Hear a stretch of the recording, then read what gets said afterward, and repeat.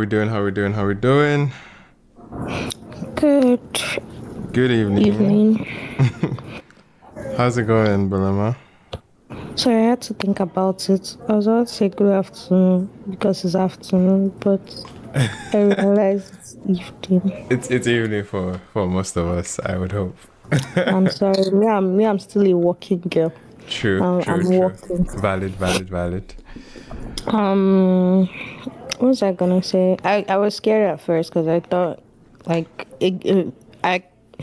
I was a speaker, then I was a listener, then I was something, then I don't know. It looked like you declined, and then we're back. I don't know what's going on. Please, it's the world is ending.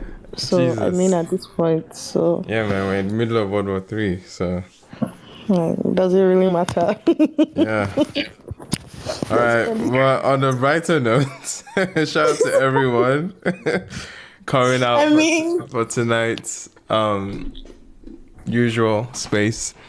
Appreciate you guys for tuning in. We have a lot to get to today, man. I don't even know which way we would tackle it. I was gonna say that it's funny that you say on a brighter note when people are fighting. People are fighting each other. You're saying on the brighter note. For some of us, it's just entertainment, man. I'm sorry. That's where people are calling each other fools. That's where the brightness comes, man. That's where the brightness comes. This is well. Anyway, guys, appreciate you guys for tuning in. Dante was good. Lost Boys out here. Hey, bro. So, hi, Billy. We did. Hello. Nobody called me a fool, so we praise God. We have the genius in the building. Is this the first time we're getting the genius in the house? I mean, it's a hip hop situation, but this is the first time we are getting genius in the house. Hello, yeah. Lost Boy thumbs down because I know greets you. Bye. Lost Boy, no, you Lost Boy now. I don't know why it's thumbs in now. No. This is the first time we are getting a genius in the house.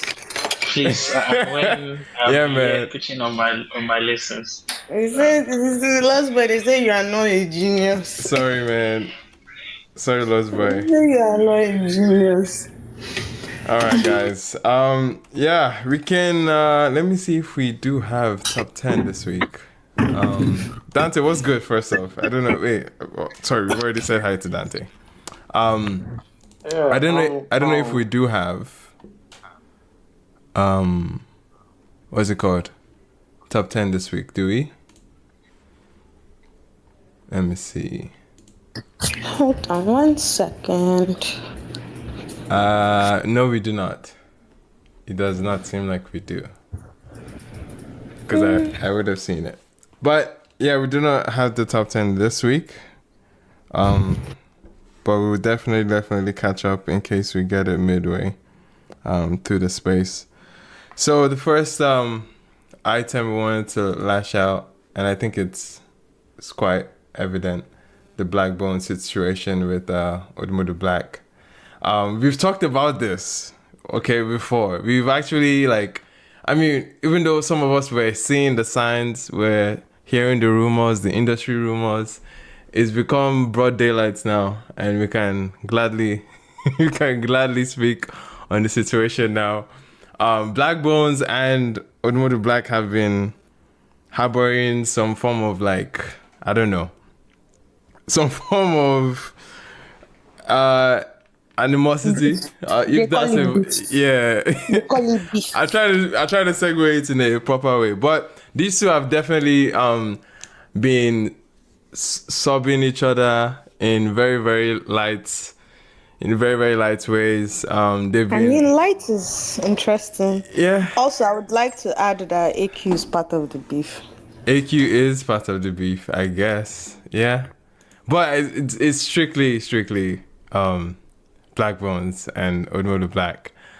But I'm excited to get into it, man. It's been clear, but I don't know if we are going to actually get a rap battle out of this. It doesn't seem like we would.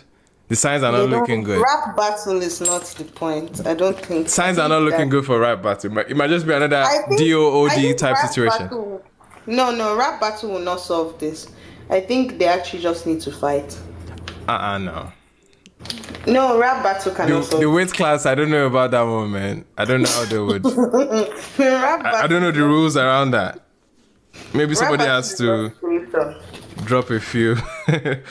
But we'll get into it. We don't have to really like. I don't even think it's that deep of a thing. But let's have fun with the conversation, though. I'm curious if there are any other insights on what we do have so far. I have TBN in the building. What's up, TBN? TBN? I'm good. How are you? Good. Welcome to the space once again, man. Yeah. It's been a while. Yes, Been sir. a while. Yes, sir. How you finding the Blaqbonez and ODUMODUBLVCK back and forth, bro? Well, we are actually enjoying this. To be honest, we're enjoying this. Look, the thing is, people don't understand. I wish people really understand the entity called hip hop. Hip hop is a very, very, very dynamic genre of music. You understand? It thrives on competition. You understand? It's all about who is the best. Ego as well. You understand? Ego is all about, look, right from the inception, when it started in New York in the early 70s, inner city kids coming up to create something for themselves because of the lack of access to certain, things such as music and others. They created this culture among themselves to express themselves, to show what they can do with their words, their charisma, their wordplay, the way they are able to, tell stories and showcase their dexterity with, different arts, if be it b-boying, graffiti, words, poetry, so many things. So right from the get-go, it has always been about who is better. It's about egos. We understand that, people need to come together and all about that, coming together, because right now Afrobeats to the world is not like an umbrella that is going to be able to carry everything that is coming out from this continent. And I understand that you actually can do more when you are together, when you have, this oneness among the whole industry. But let us not deceive ourselves. Everybody will not like you. That's human nature. No matter how much you want to try, as much as I want these guys to really come together and resolve their issues and give us good projects, like the way Olamide and Fino did with all their collaborations and their synergy, and the way a lot of people have been able to come together to give us timeless moments and stuff. But let's not deceive ourselves. These guys are celebrities. They will have egos. They will have things that the average person may overlook, but they will not overlook, because right now, these guys are young. You understand? Yeah. ODUMODUBLVCK in his early 30s. Blaqbonez, I think, will be in his early 30s. Maybe he's in his early 30s too. These guys are young. They have money. They have exposure. They know a lot of things. And they have access to a lot of... Yeah, it's okay. The Blaqbonez is 29. He's turning 30 this year. I think late this year he's going to be turning 30. You understand? So these guys have been able to do a lot for themselves, and they are this young guys. They are being able to achieve so many things. So you won't expect them not to have issues. From what I have heard, because I was able to do some research. This guy, Day Genius, is a hip hop podcast. I don't know if you know him. Day Genius, the co-founder of Battle Rap Africa. Oh, I know him very well. If you should check the TBN timeline. Me and my crew were able to cut some shots from his video where he explained the whole beef and everything. Okay. We dropped some videos. What we did, we dropped videos on both sides. We dropped first in the morning, we dropped videos from the ODUMODUBLCK's perspective. Then in the evening, we started dropping videos from the Blaqbonez perspective. So we didn't want to take sides. We just wanted to bringing both sides to the crowd. So according to what Day Genius said, not what we are saying, we have no hand in this. We did not say it. Please, nobody should start saying TBN said. TBN did not say anything. We don't want anybody calling us that we're trying to instigate anything. We did not start it and we will not finish it. But we definitely enjoy the show, because it's show business. So what Day Genius said in the podcast where he explained the beef was that Blaqbonez and ODUMODUBLVCK are having issues. From ODUMODUBLVCK's camp, they said that Blaqbonez has been talking shit behind his back. Blaqbonez has been saying certain things that don't make sense because according to what they said, Blaqbonez has done stuff with Odumodu. Odumodu has given him verses, has given him these collaborations, which has helped to push his ministry to the permanent site. But behind the Odumodu Black's back, Blaqbonez calls him whack, calls him will I say a disease to hip hop. Like he's not a real rapper, he's just whack and he's just doing all this and doing all that. According to what they said. According to OD, yeah. Go and watch the full. We took our time to watch the full video. We only caught the parts that we found interesting. Please, no, we did not say so. Yeah, bro, we got the disclaimer. Don't worry. We got the disclaimer. We did not say because next week like just saying TBN said. TBN, we got the disclaimer. Don't worry yourself. No. Then from the camp of Blaqbonez, it's about a girl. Yes. It's about a girl. Yeah. From Blaqbonez camp, you see that there was a particular girl that ODUMODUBLVCK was, trying to get from Blaqbonez. Blaqbonez was with the girl like before, but he's no longer with the girl. But it's kind of thing like you want to get a guy wants to roll with another guy's girl, and sometimes even though it's no longer with the girl, but you need to tell your guy side to not be awkward. And it seems like ODUMODUBLVCK didn't tell Blaqbonez about it, and it got Blaqbonez pissed. But according to what Day Genius said, is that he doesn't think that girl is ODUMODUBLVCK's main chick or only of even Blaqbonez's main chick. It's probably one of those side girls, groupie kind of thing. TBN. Not really. According to what I remember it being, it was Odumodu's guy's girl. Like, not Odumodu's girl directly. Yes, I'm saying, that's what I'm saying. It's not his girl because according to Day Genius, ODUMODUBLVCK doesn't want anyone to even know who his girlfriend is. Yeah. You get. So I'm just saying according to, I'm not saying we. According to, like I said, no be we talk about, we don't talk about. Bro, just keep it going. You know what? If you give that I will tell people. I will keep on giving this. I will give this disclaimer to the kingdom come because I know people. Once this space is finished, now they'll go and say we said, and that's why they'll start putting our name in places we do not want to, and things we don't do. We are trying to do something. Look, you're fine. Because I know how it goes. Bro, you're good. Just go on. Yeah. So now the thing is this: even Day Genius himself has a vendetta against Blaqbonez. Yeah. Okay, this is news to me. No. Sorry. Oh, you don't know? Day Genius has picked a side, though. He has picked a side. Yes, he has picked ODUMODUBLVCK side. Yeah. According to Day Genius, he says that Blaqbonez has refused to put on for hip hop because Blaqbonez doesn't really care. Oh yeah, I remember this conversation with him. I remember this. I remember this debate. Yeah. Because according to you, say, how will you go to an international stage and you call yourself an Afrobeat artist when it was hip hop that gave you the leverage you used in switching into Afrobeat and Amapiano and other givings? You get that's what. And again, according to Day Genius, Blaqbonez has not brought anybody, has not put anybody on. Yeah, I'm gonna get Day Genius up eventually. I'm hoping it comes back because it was here just now. Understand? Yeah.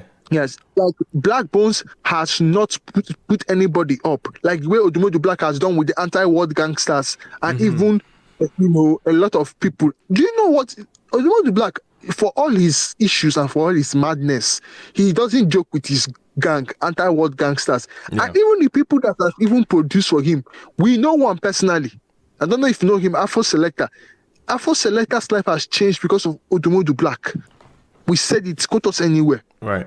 You understand? I'm not saying Afro Selector has been doing things already for years. He's a great guy. He's a very, very nice guy. But him working with ODUMODUBLVCK, you know that synergy, it helps. So according to Day Genius, Blaqbonez has not done that for any other person. You get? I don't know why. You understand? And also, according to Blaqbonez, according to what Day Genius said, Blaqbonez was actually beaten when he came to battle rappers at the Battle Rap Africa event some couple of years back. The guy that beat him was Holyfield. Holyfield messed him up. But according to Day Genius, it is not about sometimes in in the scene of in the court of public opinion, this is the person who has the most fans that will be able to push the narrative of them winning. Yeah, but according to I remember that battle in my head. Yeah, I was always be convinced that Blaqbonez won that. Just to be clear, Yeah. they didn't physically beat him. Yeah, it wasn't physical. Yeah, No, It wasn't physical. It was a rap battle. Blaqbonez versus Holyfield. They will say that you said that they beat him. I know they will No, say that TPN said. No, Belema needed to clarify. I think it's important that we clarify. Might not necessary. It's only this one that needs this.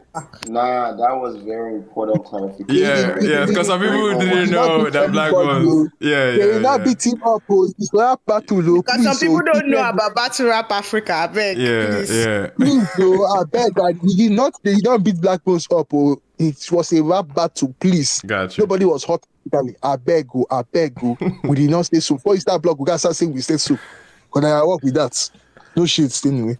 So that was it. And the issue was, like, according to Genius, that Blaqbonez, after that event, because he was even, like, according to what Genius said, even during that time when that thing was going on, he was even shouting that people should stop this guy. This guy is killing me. Like, Holyfield is messing me up. Like, you guys should stop. Like, you guys should stop that kind of thing.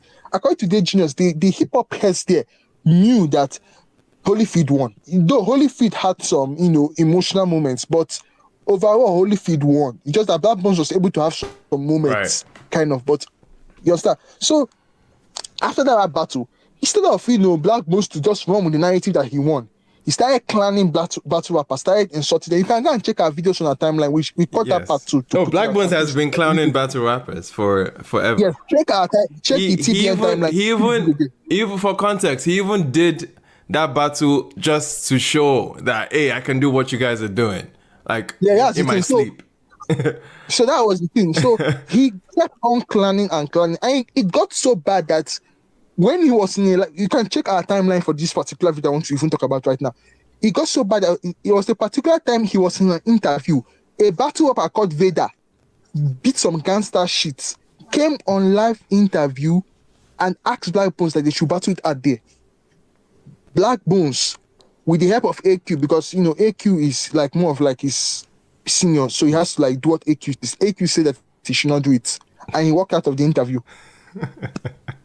According to Genius, we did not say so. Okay, all right. So let's bring it back. Let's bring it back to I guess the Odumodu timeline. Because yes, you're referencing as to why the Genius doesn't mess with Blaqbonez. I think you're citing those examples.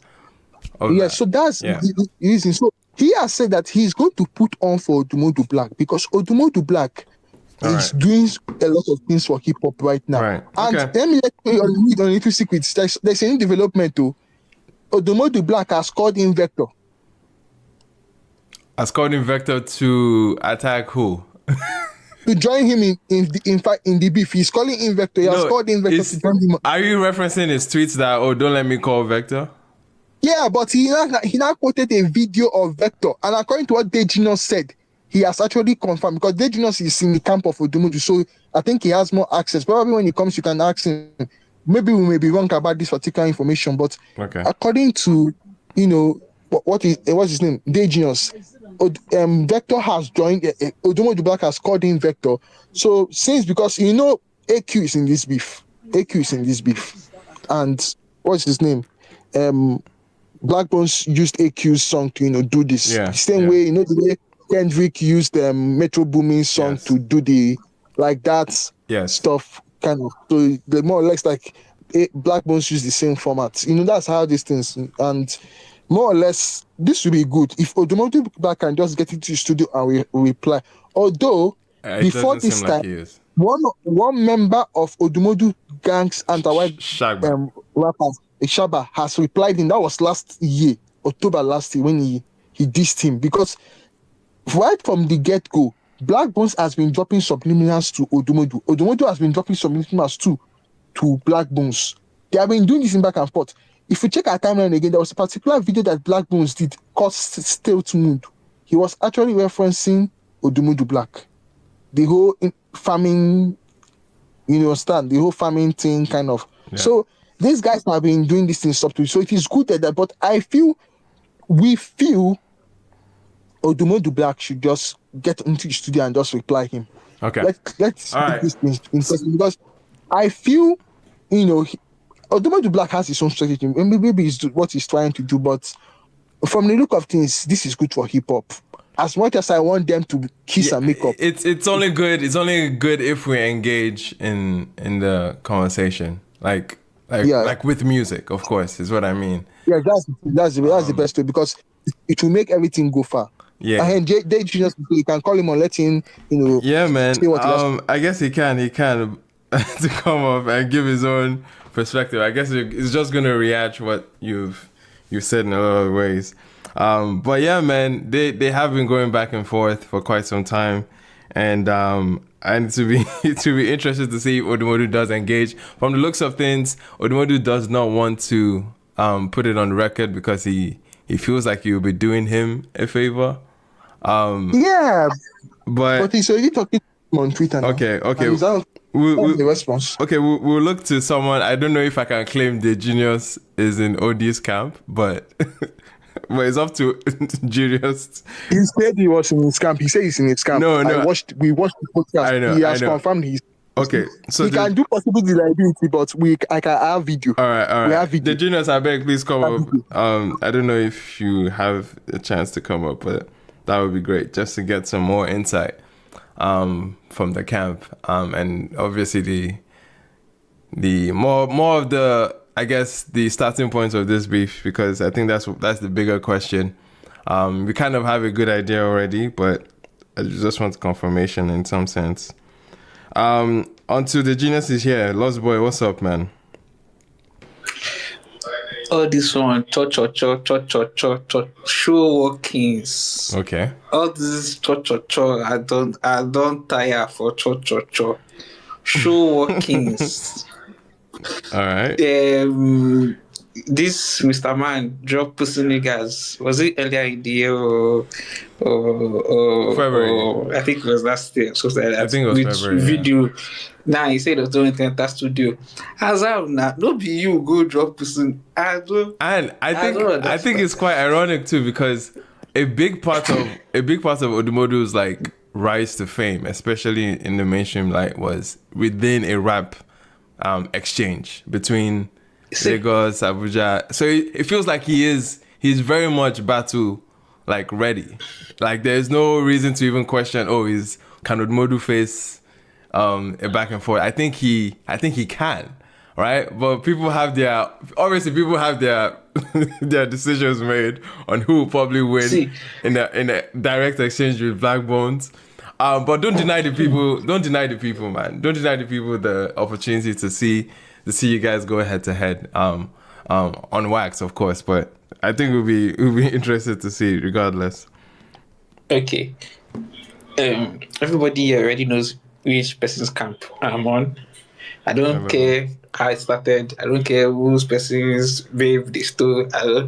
Blaqbonez for life. Okay, all right. The kingdom come. All right, appreciate the Lost Boy. Wait, I've not even finished. So please, I've been boiling in my chest. Let me finish what I'm first. First of all, I think that the subs thrown at Chocolate City music label is highly disrespectful for any hip hop artist in Nigeria. Nigeria, from now to thy kingdom come. Highly disrespectful. Okay.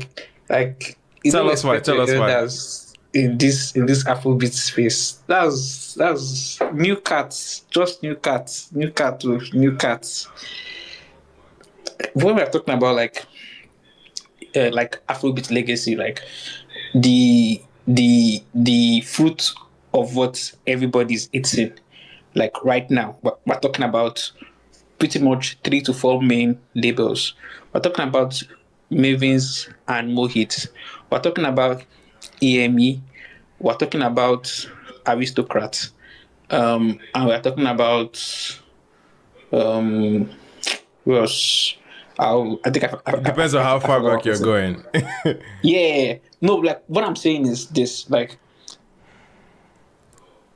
we cannot deny that the hip hop legacy or hip hop like as like when hip hop quote unquote like was the main selling point in Nigeria, like Chocolate City were not the best to ever do it. Like the whole anti-war gangsters crew, like the whole coming to the game with a crew. We had Jesse Jacks, MI, Ice Prince, like everything that had to do with hip hop, everything that was hip hop. Even the melodies and the Afrobeats that Odumodu is even doing now, it all started with Chocolate City. It all started in MI. It all started with the Mice Prince. Do you get what I'm saying? Of course. But you think Odumodu is disrespecting them by addressing? So the thing about this music is obviously like there's inside gist, outside gist. Of course. Because if you check Odumodu's tweet, Odumodu is insulting quote unquote Chocolate City, also saying maybe MI is on today's on Chocolate City. Chocolate City. Wait now. There needs to be a distinction though. I don't think he's attacking the legacy of Chocolate City per se. The distinction. So that's the thing. That's the thing. And like, do you want me to talk to you like an music head or like an outsider part of you? When I mean an outsider part of you, is like an outsider part of you will just say, "Oh, MI and Chocolate City are one, like is one entity." Do you understand what I'm saying? I understand that. But like indoor, Chocolate City has always been Audu and Paul. Do you get what I'm saying? Yes. But right now it's not even okay. Benny, go ahead. Yeah. So like what I'm saying is like the Chocolate City has not changed since from now like to now. Like the people like Audu and Paul like have like taken a backseat, obviously, but like they are still like Chocolate City. Do you get what I mean? Like they are still like the directors. Yeah, like, but I'm gonna play devil's advocate here for OD. Yeah. But like bottom line even is Abuchi, yes. Even Abuchi, that is the CEO, has been in Chocolate City since MI. I know. Since yes. MI. Yes. Do you understand? So like it's not like a brand of course, new. Like it's always the same people. Of course. So like the people he's insulting, like the people they called me for booking, all those kind of things. Like so Chocolate City does like a lot of music in the music space. Like they also do like they have like a booking agency. Right. Do you understand? That books everybody in the music label. Like everybody in the music label, new artists to old artists to Wizkid, Davido, everybody has gotten booking. So like it's not like when he comes on Twitter and he's like, "Oh, your people are calling me for bookings," like it makes it seem as if like, "Oh, like do you understand that they are begging you for something?" Do you understand? When actually, now just business. Everybody they do. Yeah. Do you get? Oh, clients come say they want you. Alpha, are you going to come? Because they obviously come to the booking agency to say, oh, they want this artist. And based off of like relationship, like Chocolate City has been here for like almost 20 years. So they know everybody, whether you're old or you're new. Like everybody knows everybody. Do you understand? Okay. Real quick. Can I pause you? Okay, I get the point. But real quick, I might have to pause you on this so we can get into the these new developments that we're getting now. Odumodu hints a Blaqbonez diss track featuring Vector the Viper. Okay, the Genius has confirmation for us. What's up, Genius? Did you have fun with? Palmoy Papi was good, brother. How you doing? We did. Long time no yeah, man. Yeah, long time. You know, I told you pop is gonna be hot this year. You don't believe me. Sure, you believe me now. Tell me I'm right. Yeah, I believe you. Yeah. All right, actually, man. Yeah. So are we getting a diss track actually? Yeah, diss track. Okay. He has a song with Vector. Okay. I think it's a diss. I don't know. Oh, you think? I don't know, but you don't know. Yeah, I think it's a diss. I feel it's a diss from the way we had conversations. But I don't want to say things to spoil the surprise and everything like that. But the stuff is fire though. But that guy I was talking, saying stuff. You know that when it's time for war, there's nobody that cannot collect bullet. He's war now. So it's not as if he's disrespecting Chocolate City. He's just trying to look for the ways to poke the guy, his battle, his war, and his music and everything. You feel me? Yeah. So I mean, it's ammunition for OD. Yeah. So if he's beefing a rapper and the record label is trying to pay him for something, it's an ammunition for him now. You have to like clown him, like, bro, your people are trying to pay me while I'm having a beef with you. You feel me? Just like imagine OVO trying to book Kendrick for a concert while the beef is going on. You understand? It looks kind of funny. So yeah, man, it's understandable. But this beef is very fun. I like the beef, Sha. There are a lot of people that are very biased. It's very hard to see an unbiased. Wait, so you're not one of them? Me, okay, you know what? I'm not wait, unbiased. I'm very biased. Oh, okay. I'm actually very biased. Okay. You are biased. Oh, okay. So he's saying. So why you guys? No. I got you. I got you. Is there? Okay, so we got to some of the reasoning behind your bias. Can you expand on why you feel one side over the other?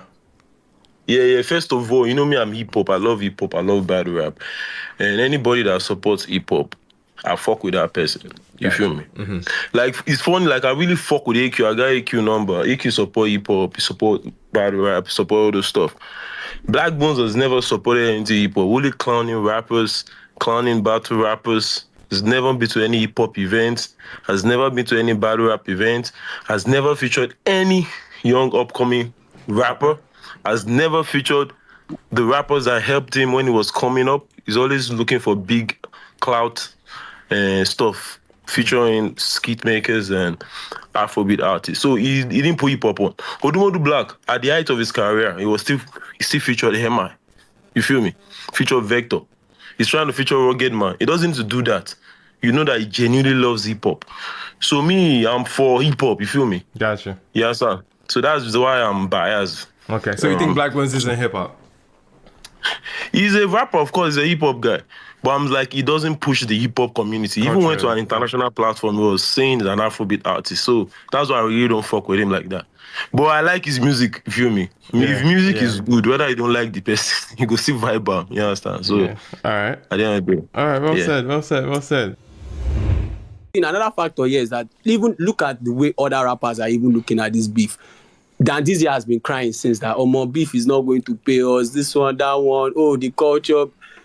You see that everybody's thinking about money. It's not even really about the culture. Kendrick and Drake can go at each other because they are the height of it. They have seen it all, they have thought it all, they have ended it all. Bro, the money is not even a factor. Nigerian rappers are still thinking about, if I beef you like this, where's my next bread? Right.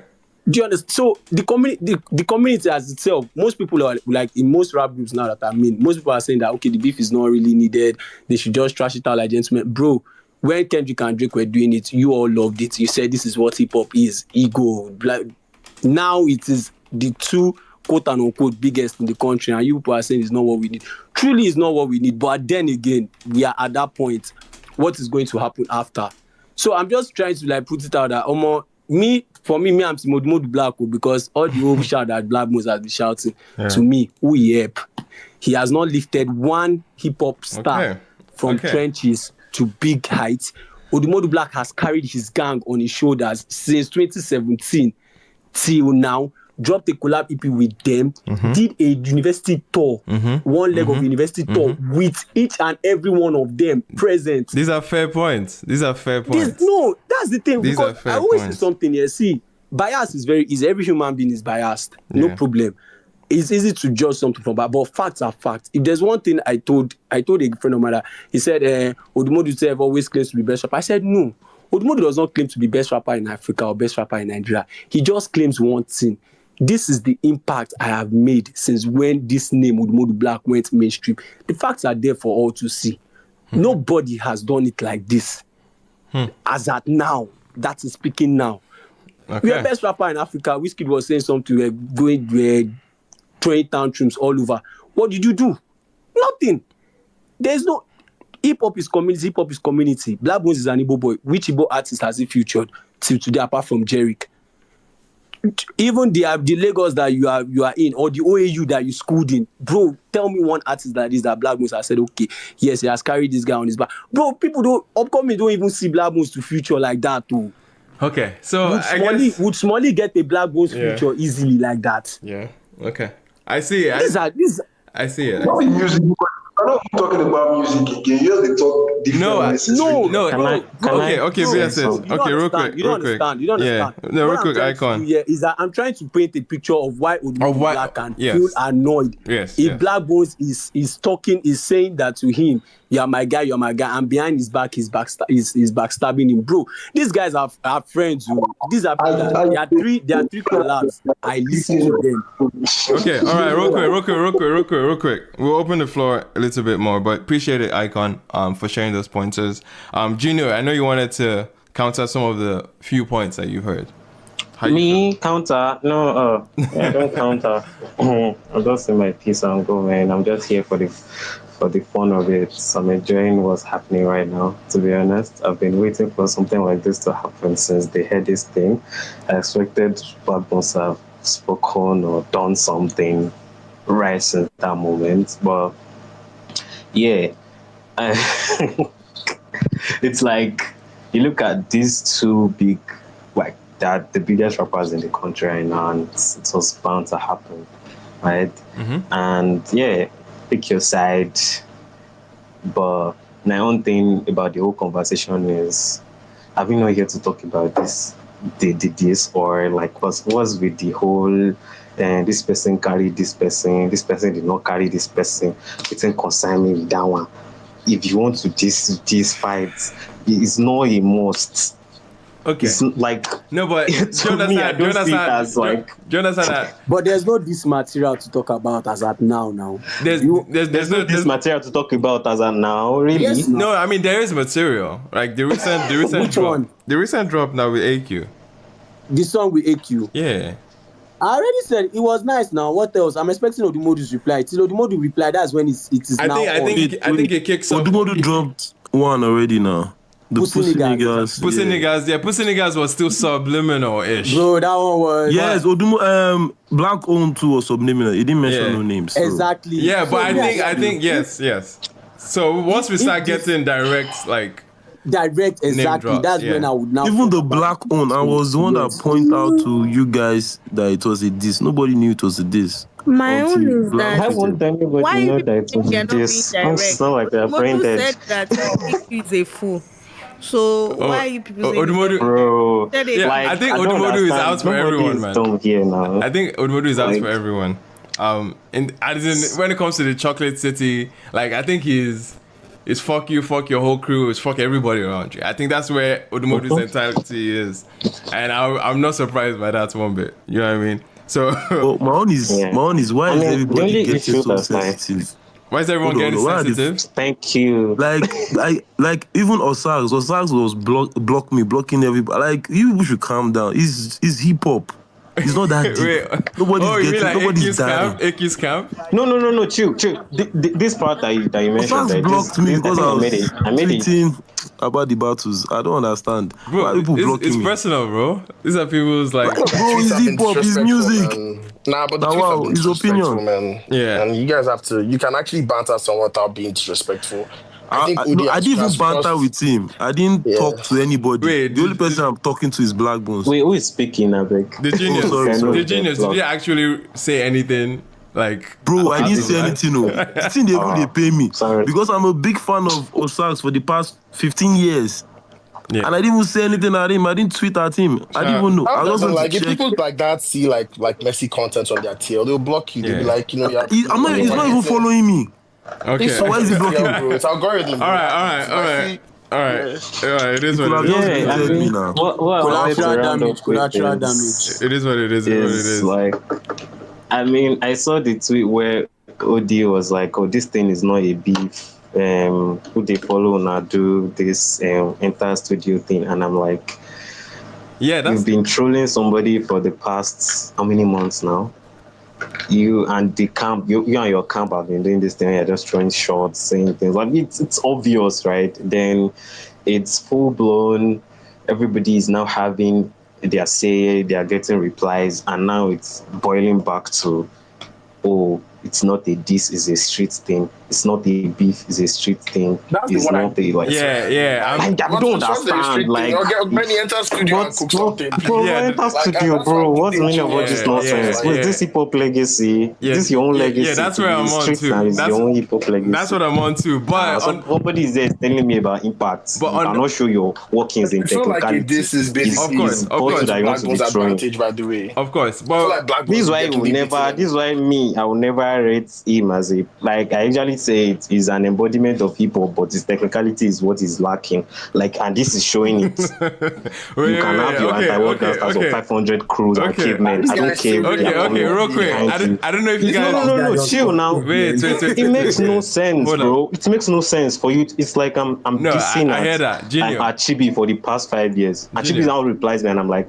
oh no. Junior. Yeah, go on. Sorry. What if he actually dropped something then? Because right now we're getting hints. Yeah, if he dropped something, yes. But for now, the nonsense is saying, I'm with you. That was very anti-hip-hop. No, I'm with you. Like, I'm with you. I'm with you. Get in the booth. Get in the booth, of course. It's giving my uni school battle. Like, what's bro? Do you know what pissed me off over the week? I don't know. It was yesterday when I saw the this chocolate is not sweet. It'd be like, God. And I was like, okay, is this what we are working with? It's better you should not even drop anything. Where did you see that? Bar. Like, that thing that I posted, this chocolate is not sweet. It'd be like Mars. Yes. Like, what is this? Well, that is his style now. You want him to start doing boom bap rap. God be blessed. That is his style now. You want him to rap like Blaqbonez. The technicality is going. Anyway, okay. Let's open up. That's the thing about OD fans, right? When OD fans want to speak, they start saying, "Oh, that's his style." But yeah. Anyway, but that's his style, bro. All right. Appreciate you guys. Pepe, real quick. Yeah, next. Thank you so much for this amazing opportunity to speak again, because I know they do my hair. People are doing a lot of things to my hair. I'll start rotating the stage real quick, okay? But yeah, go ahead. First and foremost, all these impact things. Again, I understand, all these hold on the culture, what he's been able to do as a hip hop act. Got it, amazing, fantastic. But when I'm saying that, who cares about the community? Obviously, the community is going to judge who ends up coming out on top. But this idea that we did not sit down for days dissecting Kendrick and Drake lyrics, please, that's a lie. I mean, not be the same. Is it not the same tier that we were on? Where you would even see some Kendrick Lamar fans stretching more than Elastigirl in Miss Incredibles. It's the same reason people believe. It's the same reason people believe Family Matters. Family Matters was a better rap song than Not Like Us, right? But essentially, the impact of Not Like Us now essentially rendered everything else that Drake put out, quote unquote, useless. But it was okay, but that's what this is the point that I'm making. In the context of, yes, 100%, Family Matters was better than Not Like Us. But Not Like Us was not just standing on its own. The entire reason why Not Like Us blew up was the fact that people kept saying, oh, Kendrick cannot make a dance diss track. And he was like, okay, then I'll do it. Like, it's not as if he came out, he put Not Like Us, and we all just agreed that Not Like Us was the best diss track. It was backed by like 3 or 4 other, it was a battle. Heavy tracks. Exactly. So that's my point, is that I'm not saying that the community is not important. Yes. Your legacy, all the things you've been able to do in the hip hop space, 1000%. It all plays. If you're going to use it in the battle, it will play a part. But when it comes down to it, say we're doing diss track versus diss track, you say your own, me I say my own. Yeah. No offense, all that goes out the window. If it is not in a track that I'm digesting. But community can play into the results heavy. It's in the result we're talking about. It's in the result we're talking about. That's exactly. Yeah. And you have to remember, Not Like Us is a heritage song. It's a LA song. Yeah. The community blew it up. LA blew it up before it came to the world. I think one of the major reasons is that it's a danceable record more than anything else. I think that's what made it scale. Mm-hmm. So at the end of the day, the music is enjoyable and everybody's bumping into it. Then you're just okay. Now it's not begs the question. It's not begs the question in this context. Who is more likely to move the people, or to drop a record that is dissing the other person that will get people moving? It's even in terms of like hit record, they are both even. Wallah, it's not even. No, it's not even. The genius. Hold on. The genius. I'm supporting Black here, but I know the truth. OD is going to make that. Bro will be. Okay, let me explain my point. In the context of Nigerian music, right? Like who is one capable of pulling off a Not Like Us type moment? Let me explain to you why I said Black could do something, but only does have the community to push anyway. That's what I think. Let me explain why. Why, you know why? Okay, Blaqbonez is an exceptional digital marketer. Apart from he can make a nice tune, he can make something viral, and he has the strength of like this digital marketing influencers. So is OD. No. Like Black could like drop a record, and all the skit makers are dancing to it and clowning OD. You understand? OD has a lot of topics that they can use to clown him. You feel me? And Black can strategically drop a song.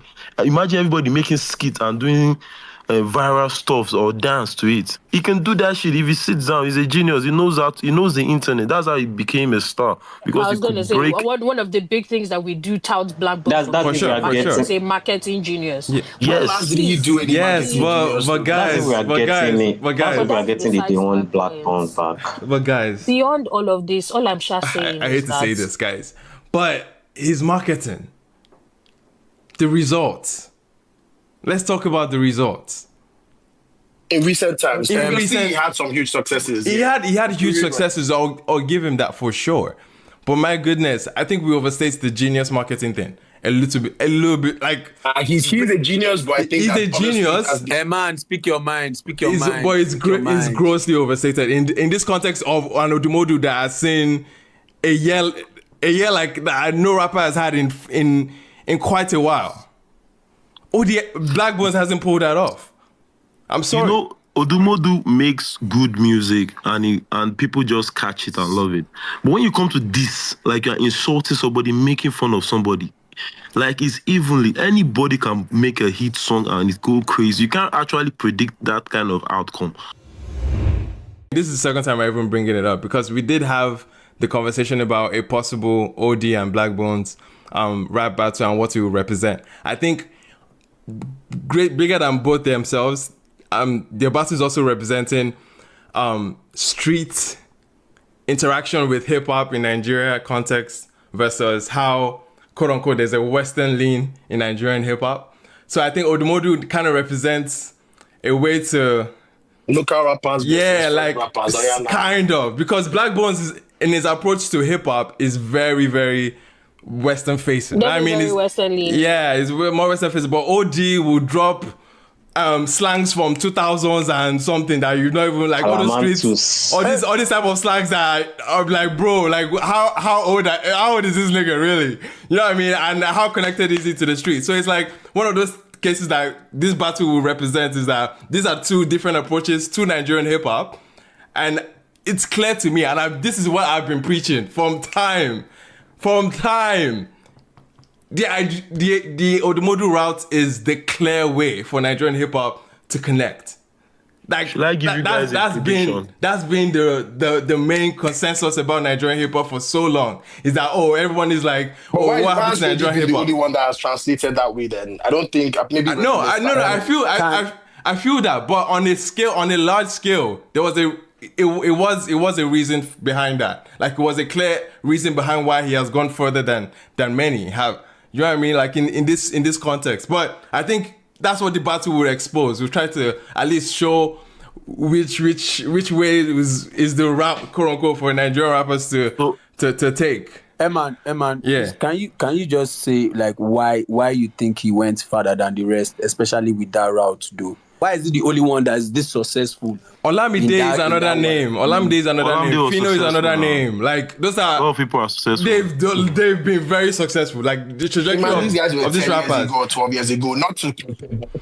No, yeah, that's right. Like I don't know if you are getting. I will say that OD's success comes majorly. I won't say majorly, but shout out to his community. He has Abuja that he really tapped into and held close. Yes, of course. I feel like he also had the X factor. Of course, guys. I feel like also with the music factor as well, like the local stuff as well. That's and production choice, that's ability. Like these were borderline out. Odumodu borderline Afrobeats, Olamide Afrobeats. Like these are rappers that obviously take on different production choice that appeals to the masses more. So there's like, it's already an edge. I would definitely agree that the what's it called, the more, would you call it, local leaning, if you will, in terms of like rap is what is penetrating. This was relatable. There's the ODUMODUs, there's the Migwas. Shout out to the Migwas. Yeah, man, exactly. There's Shally. Shally's another person in this scene, the success. And his brother. There's Zlatan, Naira, bro. There's so many people.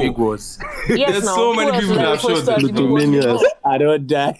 Anyway. Please leave my Pluto Presido and his brothers. No, but I think that's what the battle will kind of represent in some sense. Let me tell you how this stuff is going to end. Everybody's going to have their own winner. There's not going to be like one actual winner. An example is Vector versus MI. Till next year, till 2099, people will still say MI won. People say Vector. You know why? Because Nigeria. Wait, hold on. Let me finish. Won. Move on. Wait, let me land. No, that one was okay. I'm not landed. That's not my point. Hold on, bro. He's opinionated. Yeah, his point is that okay. Let me land. So my point is Nigeria is messed up. You know why? Because we have this stan culture. You understand? We cannot agree on one point. When both of them drop their tracks, a lot of Odumodu fans will say Odumodu won, blah, blah, blah, because of streams. Blaqbonez fans are going to say, Blaqbonez won because he had bars. It's going to be, that's how it's going to be. Yeah. And there's not going to be one actual winner. Yeah? Maybe after 5 years, you'll not say, Blaqbonez won because he won in life. He bought more Benzes. So there's not going to be an actual winner unless somebody tap out. Maybe Blaqbonez drop, Odumodu drop, then Blaqbonez drop like 2 more tracks and Odumodu did not reply. Maybe unless that happens. That's the only way you can pick a winner. Yeah. All right. I'm going to get Okuchi up, man. What's up, my guy? Finally. I'm on. How on that day? Long time. This might be like my 2-year anniversary since I was last on here. Like, it's been a minute. Welcome back. Thank you. Right? I missed you guys. Rap battle brought Okuchi here. God, I beg. No, see. The funny thing is that here's the thing. Everybody, there are people that are like, oh my God, get in the booth, like keep it on wax and all these other yarns. And I'm like, I don't want to hear any of that shit. I don't want to hear any of that shit. Any of you that have been following Nigerian hip hop, especially for the like younger guys. Remember in like 2020 was like during the pandemic where it was like, oh my God, beef, everybody was dissing. Can you guys tell me how that ended? What did he do for anybody involved? When we look back in hip hop history, as hot as it was, as hot as it felt, like oh my God, everybody they vex, everybody they drop this. What came out of it? What kind of milestone? A lot of Hennessy deals, though. I think they had like a whole Hennessy. Okay, so people became alcoholics. Became alcoholics. Great. Okay, cool. Right? And I can already see, we're talking about predictions. I can already see how this is going to end because people have chosen, the backpackers in Nigeria have chosen their side already. Yeah. Because when you talk about the foundation of hip hop, the pillars of hip hop, right? You're talking MCing, you're talking breakdancing, and you're talking graffiti and DJing. Right? Nowhere in that does he say community service is a pillar of hip hop. And I'm hearing, Odumodu loves to feed his niggas. he's carrying rappers on his back. Like, old guys we don't retire, he's bringing them back. No, listen. What time you will get champagne? Let me finish. That is great that Odumodu is pulling up to nursing homes and pulling out our veterans to come and do songs with him. But that is not what we're talking about. When we talk about what hip-hop truly is, it is not Blaqbonez's responsibility to put any niggas on. Like, can we be for fucking? What are we talking about here? Now, music have been now. What will they do? I know that. See, in Tinubu's times, the economy is fucked up. But let us not lose sight of what the country. That's counted as legacy, though. Bringing people up for sure. No. Please, yes. Let's finish this point, guys. When we talk about Mount Rushmores across several genres, nobody ever says, "Yeah, I want that guy's head on the mountain because he's a helper." We're not doing that. If we're talking Olamide Badwe exists though, but continue. Olamide Badwe. No. Olamide. But continue. Olamide receives his flowers in addition, not because of. Do you understand what I'm saying? Like, Olamide has written for niggas, he has dropped it, he has done the work. Collaborating with rappers is part of your legacy, wait. Again, it's a bonus. You cannot be. It's not a bonus. It's part of the culture, guy, man. Wait now. You don't talk tire. Wait, and hold on. Hang on. You cannot say somebody is a dope rapper because they put niggas on. What does that have to do with the rapping itself? That's a different conversation, though, to be fair. That is a different conversation, right? So, but what I'm hearing here is, oh, he's doing this for this, he's doing that, oh, he has changed people's lives. That is great. I'm not trying to, like, put that to the side. But you're saying that in a conversation about the rap beef, you are picking sides because he has helped people. I mean, and again, that's your own prerogative. But I'm talking about when we're talking about what is straight about what is written there already, the guidelines, the footprints, everything. This thing you guys are saying is not hip hop.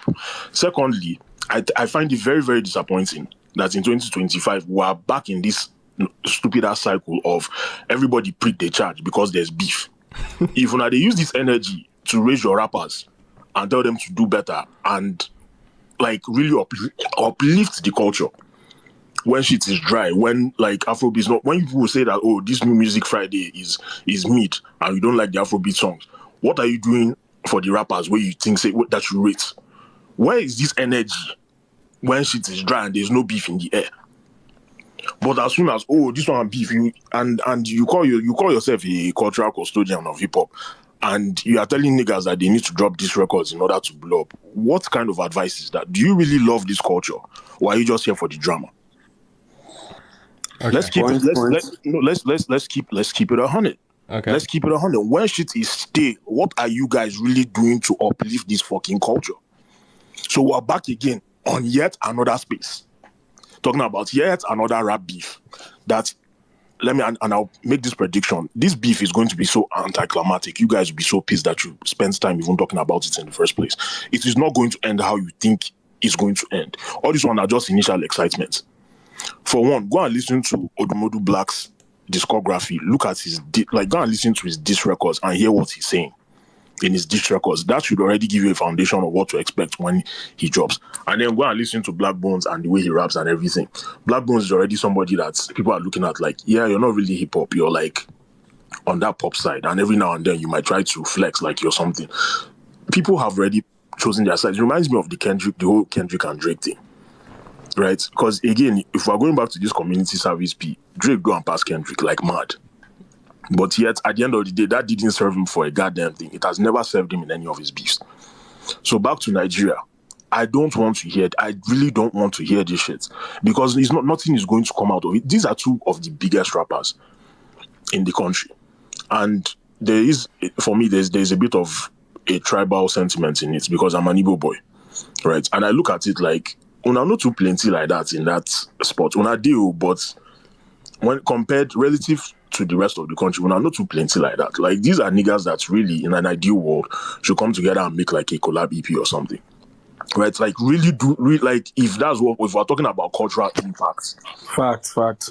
We'll really do something for them. Put all those guys that you feel like Blaqbonez should have featured and put them on the EP and like really do something with the culture. But no, now only when it comes time to this.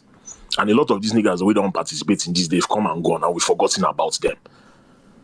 So it's like, I don't want to hear whether now about Babe or about person they backbite or all this other thing.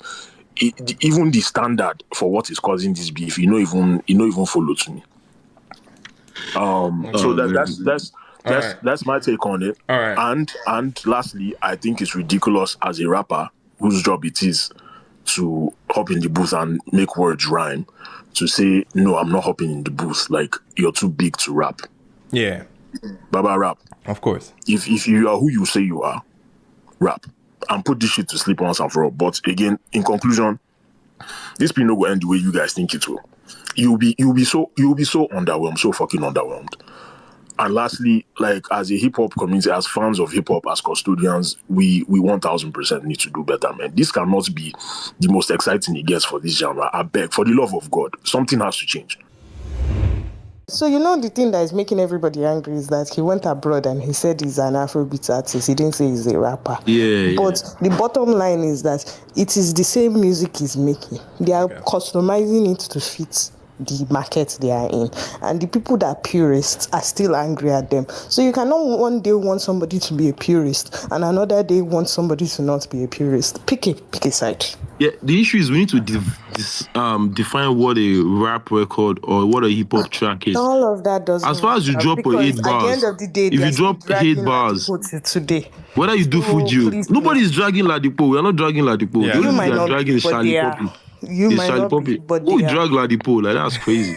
I never saw that. No, I mean there's people that have come for Ladipo in terms of his inactivity, quote unquote, in terms of like putting out projects and being active as a rapper in that position. So that's the pushback that Ladipo that I've been seeing across the TL as well for Ladipo. But yeah, anyway, I think we can always be reasonable with the expectations. I don't think anyone is expecting this to be that every hip hop artist after this beef would essentially transform and become chart toppers.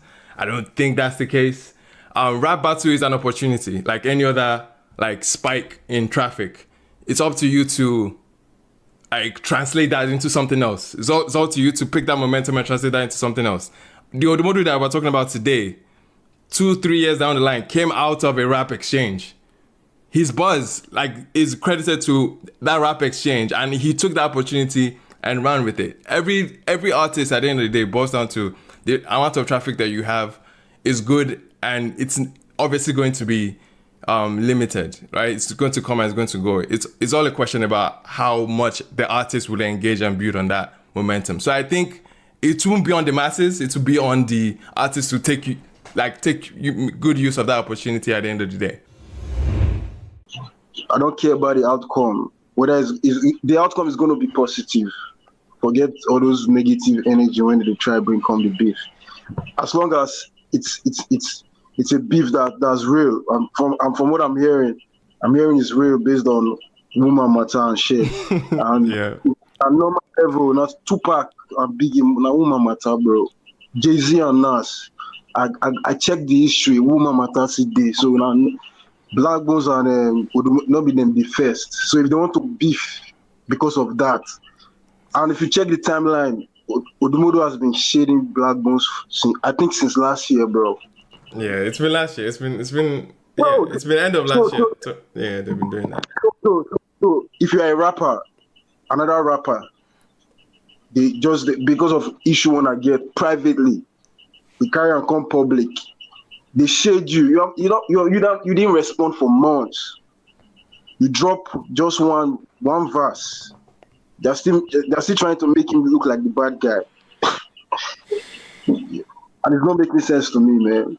Most of the people that are supporting Odumodu, none of them even check what the wrong thing Odumodu have been saying. They are trying to paint Blaqbonez as the bad guy, like he has slept with somebody.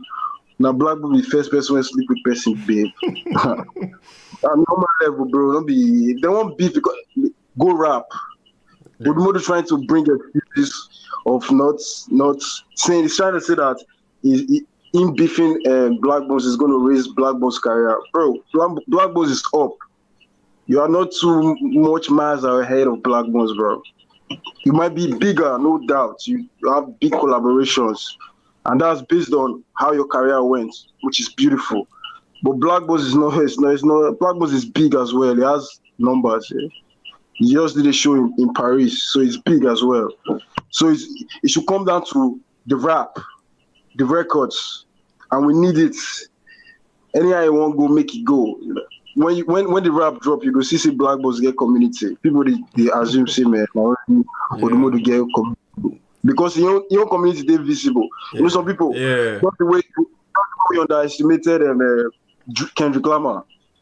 As the beef happened, see how it go. Nobody underestimated Kendrick though, if you are being honest.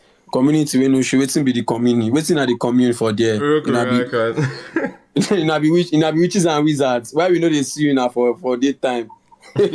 We guys wait to be to see you now. Oh, Ben.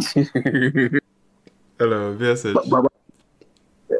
Like now you just the talk. I say when the beef starts, you go see the community. That's not just one verse. Just one verse. Odumodu they tweet since. They not rap. Just they tweet like woman up and down.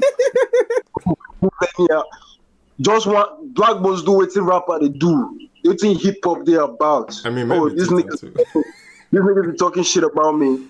Okay, yeah. Even I went to listen to his verse again. Okay, I got to say, okay, the girl in question is a hoe. And she's digging. She's digging my pocket. Hey, yo! I beg. No, VSH finish. I beg. VSH finish. Just for the sorry, mistake. I listen to this. I love rap, so I copy Nigerian rap. So I don't listen to that who's really rapping reach 15 times at least. So I try to dissect them. Even AQ, you not even go AQ part. AQ na beast. Wait AQ talk for that record. Yeah, man. Crazy. AQ was talking. But let's Blaqbonez because it's Blaqbonez and ODUMODU. Yeah. Based on what Blaqbonez has said on the record, ODUMODU not talking for Twitter.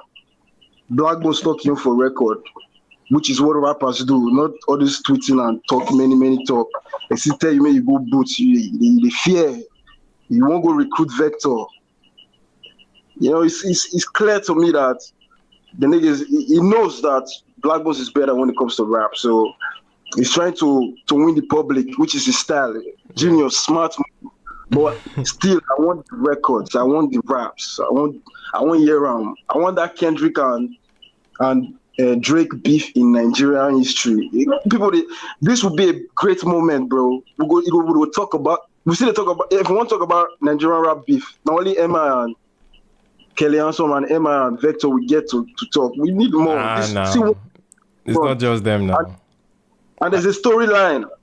This storyline with the sweet in the next 10 years. There's more than that in Nigerian rap beef. Nigerian rap, come bro. off it. There's Rugged Man. The one with the I was going to say it's Rugged Man's beef. Rugged Amaarae. Rugged Amaarae. There's there's a few more beefs. I'm talking about in the recent era. In recent era, yes. No, in this time, this is actually like before Emma and Vector. The last time they beef now before 2010, bro. I'm sure.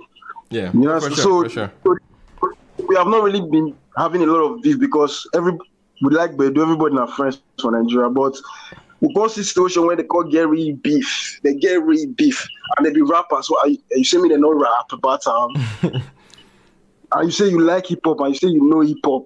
So what I don't understand. All the rappers when you think say you don't hear before when beef, you think say that they just go sit down and connive to just beef it. They had real problems, bro. Yeah. No matter how crazy or stupid you might think it is, but they have a problem, and they be rapper and they can monetize it and do it. The people are excited. Do it.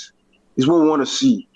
Okay. So I just hope I'm unbiased. So I did it two sides. Although I see the bias one time.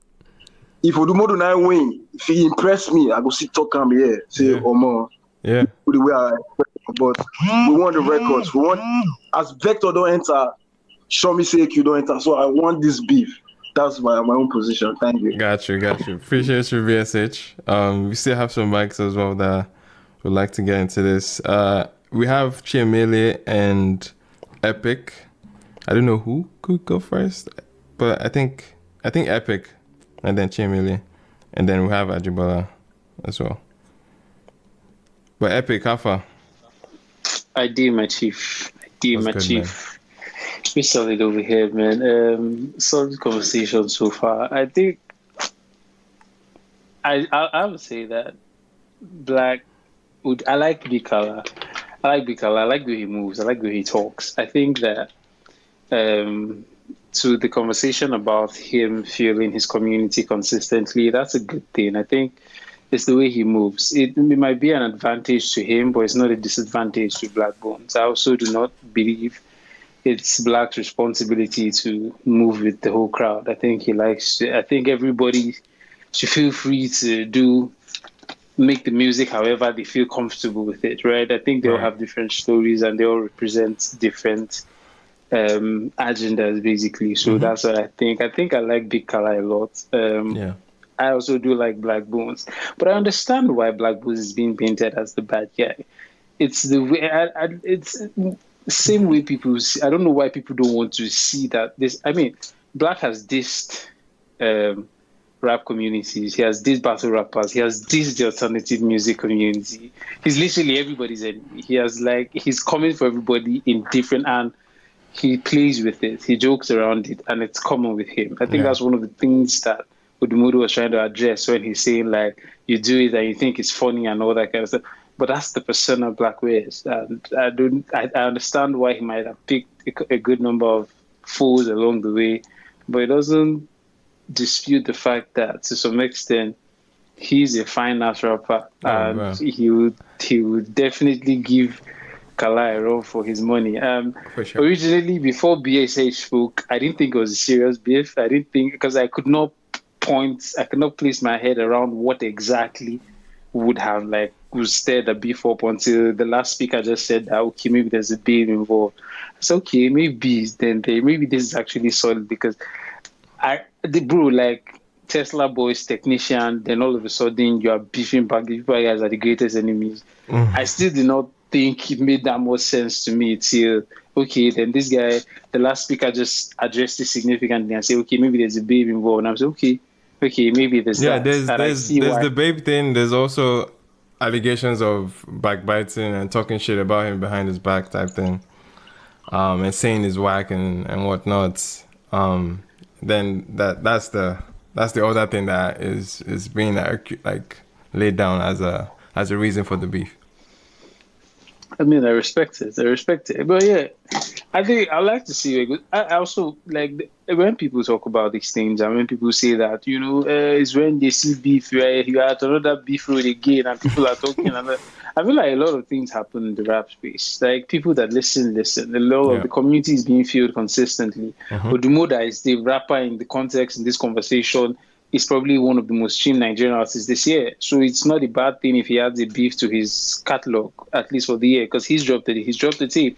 Yeah. Black too has dropped some good songs this year. So I think the community is still growing. Obviously, as one of the speakers said, rap will always globally will not be the most popular music on the scene, and it's just normal, right? But I think the rap culture has been consistent in Nigeria over the past couple of years. The guys that do it still do it. EQ has been consistent with it. Even until last year, I'm still sure EQ will still drop another album this year. Purple Doesn't Exist was a fire album. People did listen. So I think the community is very, very active, right? The guys on there are still doing what they do. So I think the beef is good. It's healthy. I want to see the music. The music is very important, right? Because it's the only reference. Today I was listening to MI and my YouTube music shuffled the Viper, and I'm like, so this was the time they had a beef. So the point of the music is so that 5 years, 6 years from now, we'll say this is this was when Black and Odumodu Black. I want to say Black and Black. Odumodu Black and Black Bulls actually did have a beef. Right. So yeah, so the music, I genuinely agree. I think they should put out music. They should put their pen to work and put out music, and we'll just see how it comes out. I'm rooting for. I mean, I'm sure Blaqbonez will have a lot of things to say. Like we'll say some things that will send the Dumo to the cleaners for a bit. Yeah. But yeah, I'm looking forward to it. Yeah, I don't think you can write off anyone. Obviously, as far as the conversation of who will come out alive, well, because there's two ways you can come out alive in this context. So it's like you will see how it works. You see how it works, man. Appreciate it. I can. Dope stuff. Chiemele, what's good? Yeah, good evening. Good evening, man. Can everybody hear me? Yes, sir. Yeah. It's been a while since 2022, so hip hop has brought me back here again. Right. Before I start, Dejinius, you have someone here that doesn't like Ladipo. So if you're saying you don't know people that don't like Ladipo, I'm here. It doesn't represent us enough. Then to Uchi's point, you understand, I actually came here because of what he said. Right. Like, we as a culture, as hip-hop culture, this thing that we do, rap this all the time, especially in Nigeria, it's a horrible culture, man. Like, I like what he said about coming together to drop projects together. Just like me, I live in the Southeast. Yes, I live in the region where I would say hip hop is the biggest in Nigeria. Like hip hop is almost eliminating high life over here. Like the only person that is alive in high life over here is Flavor. And Flavor is a different culture. Flavor is a region of his own. You understand? In the next 10 to 15 years, when all these old men that like playing high life music die, almost high life is gone. Just like how funk music died in the Southeast. So every time I'm hearing hip hop in Nigeria, hip hop, these people are ignorant to how huge hip hop is in Southeast and South. Hip hop is alive in Nigeria. So I'm sorry for what happened in Lagos. Lagos is unfortunate for you guys. Nothing is going on. But we are here selling out stadiums. We're doing studio school tours. Our spiritual We're doing rap said sorry battles. to you guys. Bro, You understand? So it's very unfortunate. You understand? Yeah. Every other week in Enugu, a hip hop tape is dropping. If you don't have something from Jerick, you have from Hugo P, you have from Aguero Banks, you have a lot of tape. You have alternative hip hop artists in Enugu. I worked as a show in Afia TV. Educate them. A live show. You understand? The first person, I made sure that I put a hip hop artist as the first person to perform live on live television. You understand? So when people talk about hip hop this, hip hop that, hip hop this, it's just people in Lagos. So Abuja is eating good. You understand? And thank God for Day Genius. Day Genius is doing very well for hip hop. Anytime I enter Lagos, I go to his events. There's the guys at Hip Hop Cabin YG. YG lives in Ghana, but he comes to Lagos to do events with Tribe Boys. So when people complain about hip hop, please, we have to understand that we have to come together and make music. That's how the East is making it. You understand? Anytime somebody wants to do an event, everybody is at those events. High Star. See, me where they talk to you, I have issues with a lot of these hip hop artists in the East, though, mind you. You understand? But still, we will support each other because we want every other thing to die. When people say you high life, it's only old people that listen to high life. Go Gateman, small children, radio, everybody's playing hip hop in the Southeast and South. So from Calabar to Enugu to Oka. So let me now contact Blaqbonez and Odumodu. Sorry for wasting everybody's time. No, you're not wasting Blaqbonez. No, that was that was very important information to know. That was very needed. Especially because like somebody had already made the point about Blaqbonez not featuring any Igbo artist, and I was like, okay, first. The thing about Blaqbonez is that Blaqbonez is actually, he's suffering what he was sowing. You understand? Just like Ladipo. Let me just say, Ladipo, the issue with Ladipo is a very wonderful rapper, but Ladipo has not given us projects, so I can never rate him. That's just the truth about it. Anytime Ladipo is in the news, he's doing an Afrobeat song, he's singing with somebody. So how am I going to rate you? I know that you're a wonderful rapper, and you're not giving me projects. So that's unfortunate. Blaqbonez, he's always trolling rappers. And today, it is going to haunt him because OD, while I have to admit, OD can never beat Blaqbonez when it comes to hip-hop. But hip-hop spirit has entered OD, and he will deal with Blaqbonez. It's unfortunate. That's just the tragedy of the whole matter, because OD is connected to every part of Nigeria that likes hip-hop. Blaqbonez, if you listen to Yemego with Jerick, I know Jerick doesn't have any issue with Blaqbonez. They are always wonderful, but that beat just sounds so generic, man. It feels like, oh, Jerick is blowing up. Let me get an Igbo beat that I'll put Jerick on, and wonderful. That's it. That shit. Anybody that listens to hip hop who knows what happened, let me hop on this wave. Simple. That guy doesn't support hip hop, and it's tragic because he's in the traditional hip hop level of Nigeria, whether we like it or not. Chocolate City, there is no hip hop label in Africa that is above Chocolate City. And you have a rapper there that does not support hip hop. You understand? So that is just unfortunate. So Blaqbonez, Body OD with the diss tracks, OD, body him for hip hop.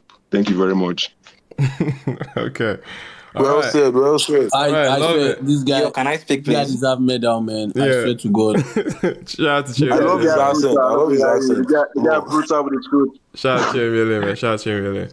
I think yes, we just to address some things that he just said, right? Like I think it goes back to why some people will be rooting for OD versus like OD over Blaqbonez, essentially because of some of the points that he has pointed at. I think, yeah, we don't expect Blaqbonez to be, I guess, not necessarily the one to open the doors for everybody, but Blaqbonez was in a very unique position for a quote-unquote dying genre, and it felt like it was the only saving grace for this community, for this space. I wouldn't bat an eye when some people of that community are now looking at the guy like, bro, what the fuck, like, what's up? And then they see an opportunity where another artist that has gone to his position has done exactly the opposite, in a lot of sense. It only makes sense why people side over one over the other, regardless of their skill set, regardless of the ability to rap, which I understand is a big part of this, and I am not in any way downplaying it. But this community activation pointer is critical for a quote-unquote dying hip-hop genre or community, quote-unquote. I'm saying quote-unquote, of course, because Chimele is emphasizing how buzzing the hip-hop scene is regionally in a lot of spaces. So it's very, very, like, it's not crazy that to see people's reaction towards Blaqbonez, especially people of the hip-hop community, like feeling some type of way towards Blaqbonez. So it all makes sense how people are feeling. And yeah, we can keep the conversation going. I think we had Ajibola as well that wanted to chime in, and then we might start evolving into another rapper, OLAMIDE, that dropped an album this recent weekend. Iman, can I speak before we jump to OLAMIDE first? Rap is trending on an Afrobeat Yo, can I go? podcast. Yes, Ajibola. I mean after Ajibola. Yeah, sure. Hi everyone. First of all, I believe like everyone that has spoken before me, I've spoken excellently, particularly the person that just went first that, gave the whole background as to rap in the East, right? Yeah. In this conversation, I think we're being unfair to Blaqbonez in terms of the weight that we've burdened him with of carrying the hip-hop culture. And I would explain. It's very simple. I started listening to Blaqbonez when I was 17 years old, and now I'm in my late 20s, right? Mm-hmm. So which means I've seen Blaqbonez evolve over the years, right? I've seen Blaqbonez rap his ass out since when I was 17 till he got his deal with Chocolate City, right? His breakout song was not rap, right? Mm-hmm. His breakout song was Afrobeat plus infused with rap. That's Mami Water with Oxlade, right? Again, Blaqbonez is in a record label. Blaqbonez was not signed as the cash cow of the record label.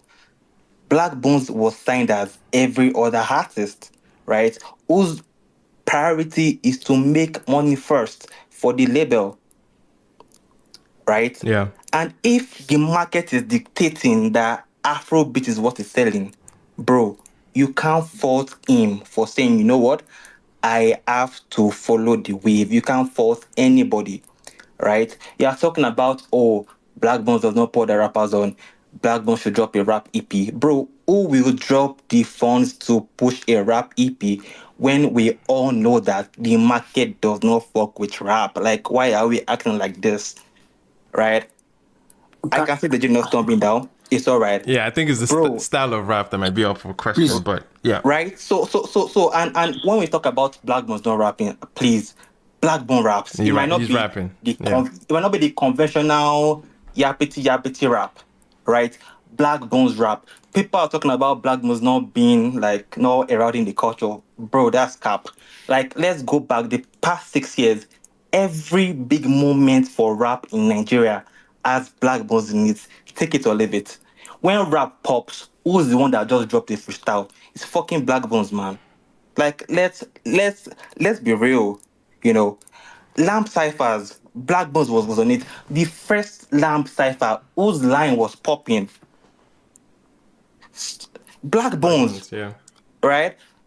the freestyles he dropped to announce his albums, roll out his albums, they popped everywhere, bro. Yeah, it went viral. Rap beef. Who was in the middle? Blaqbonez, right? So because he is doing Afrobeats based on the market's dictates, bro, you can't force him. He's doing what he has to do.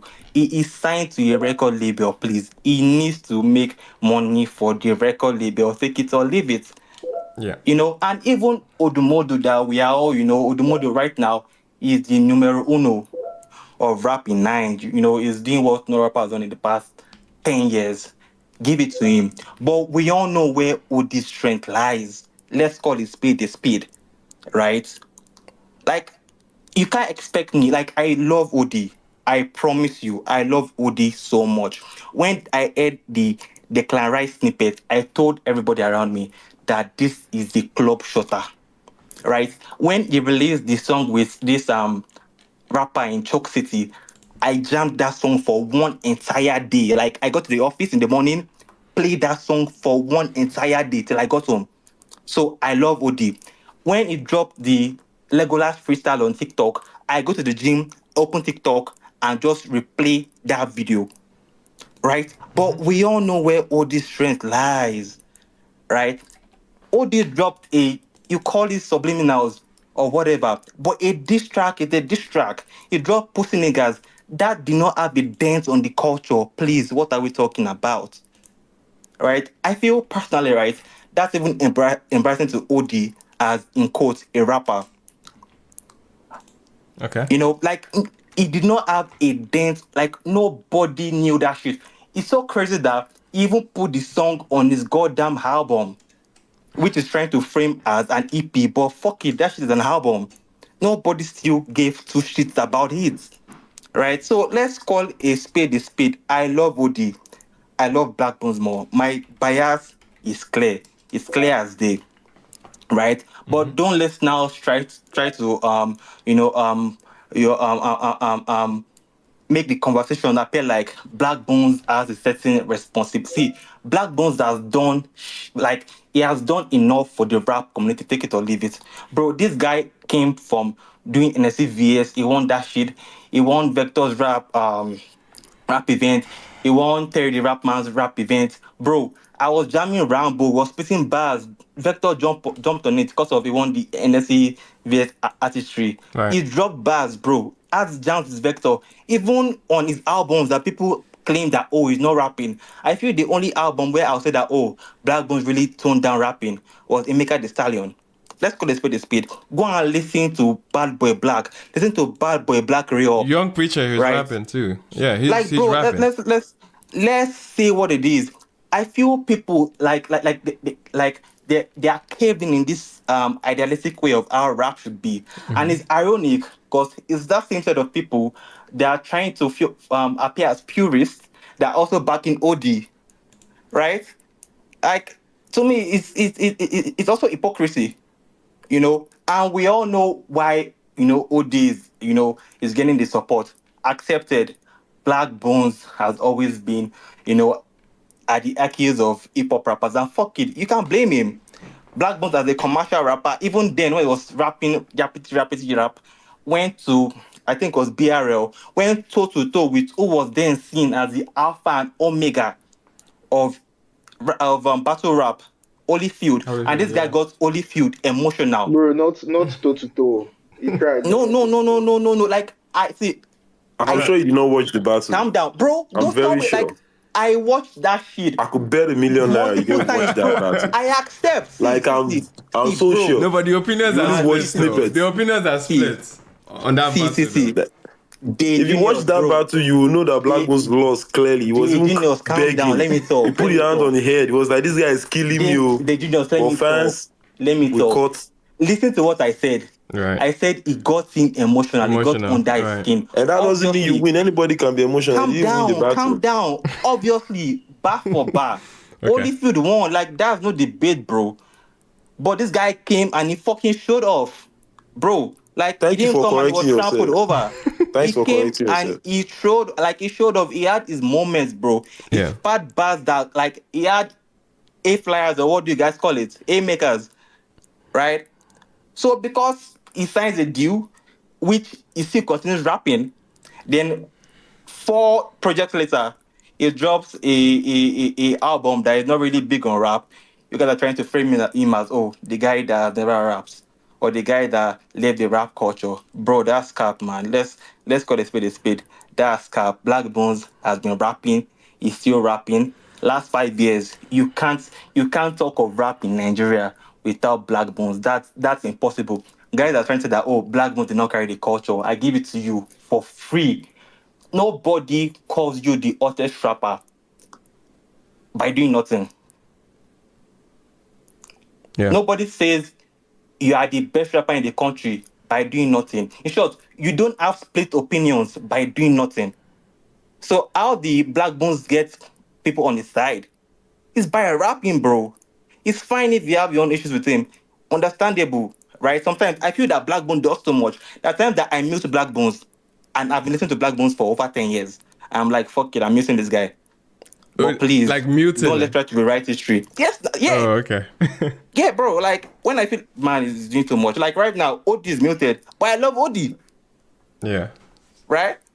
But you just don't let's try to change history because of like I feel this is just recency bias, right? The events of the past 2-3 years are clouding our judgment. It's wrong, right? Don't let's do that. Black has done enough for himself, for the culture, for you guys to. I feel like you guys are training to the dogs because you're even saying that, oh, Black did not support hip hop. Black's listening party, I think it was for his Bad Boy Black album also. There was that Choke Cities, this MI's location. There was a fucking rap battle there, right? So what do you want him to do again? You're saying, oh, support rappers, bro. Is Black's record label. Right. Let's put this in context. It's Black. Okay. Even OD that we're all hyping, bro. Who is OD putting on? These guys are also big rappers. He's rapping with Ajabo Slabs. These guys are fucking big in the South. Right? So don't make it sound like if OD is picking people from the streets. Bro, OD is also capitalizing on momentum, right? Rapper songs with Dan Dizzy, with SK, with I can go on and on. Someone was capping that rap does not, that you even see rap features with upcoming is ad. Bro, that's cap, and we all know. You just don't listen. And it's not your fault. It's what you like. I can't blame you. But please, let's try to stick with facts here. Don't it's fine for our bias to cloud our judgment. Because I know I have my biases, right? And it's fine. Right. But please, let's try as much as possible to stick with facts. Thank you very much. Appreciate it. Ajibola, thank you so much for that. Can I have 1 minute with Bodu? Just 1 minute. Okay. So, okay. You would not turn this on to rap battle.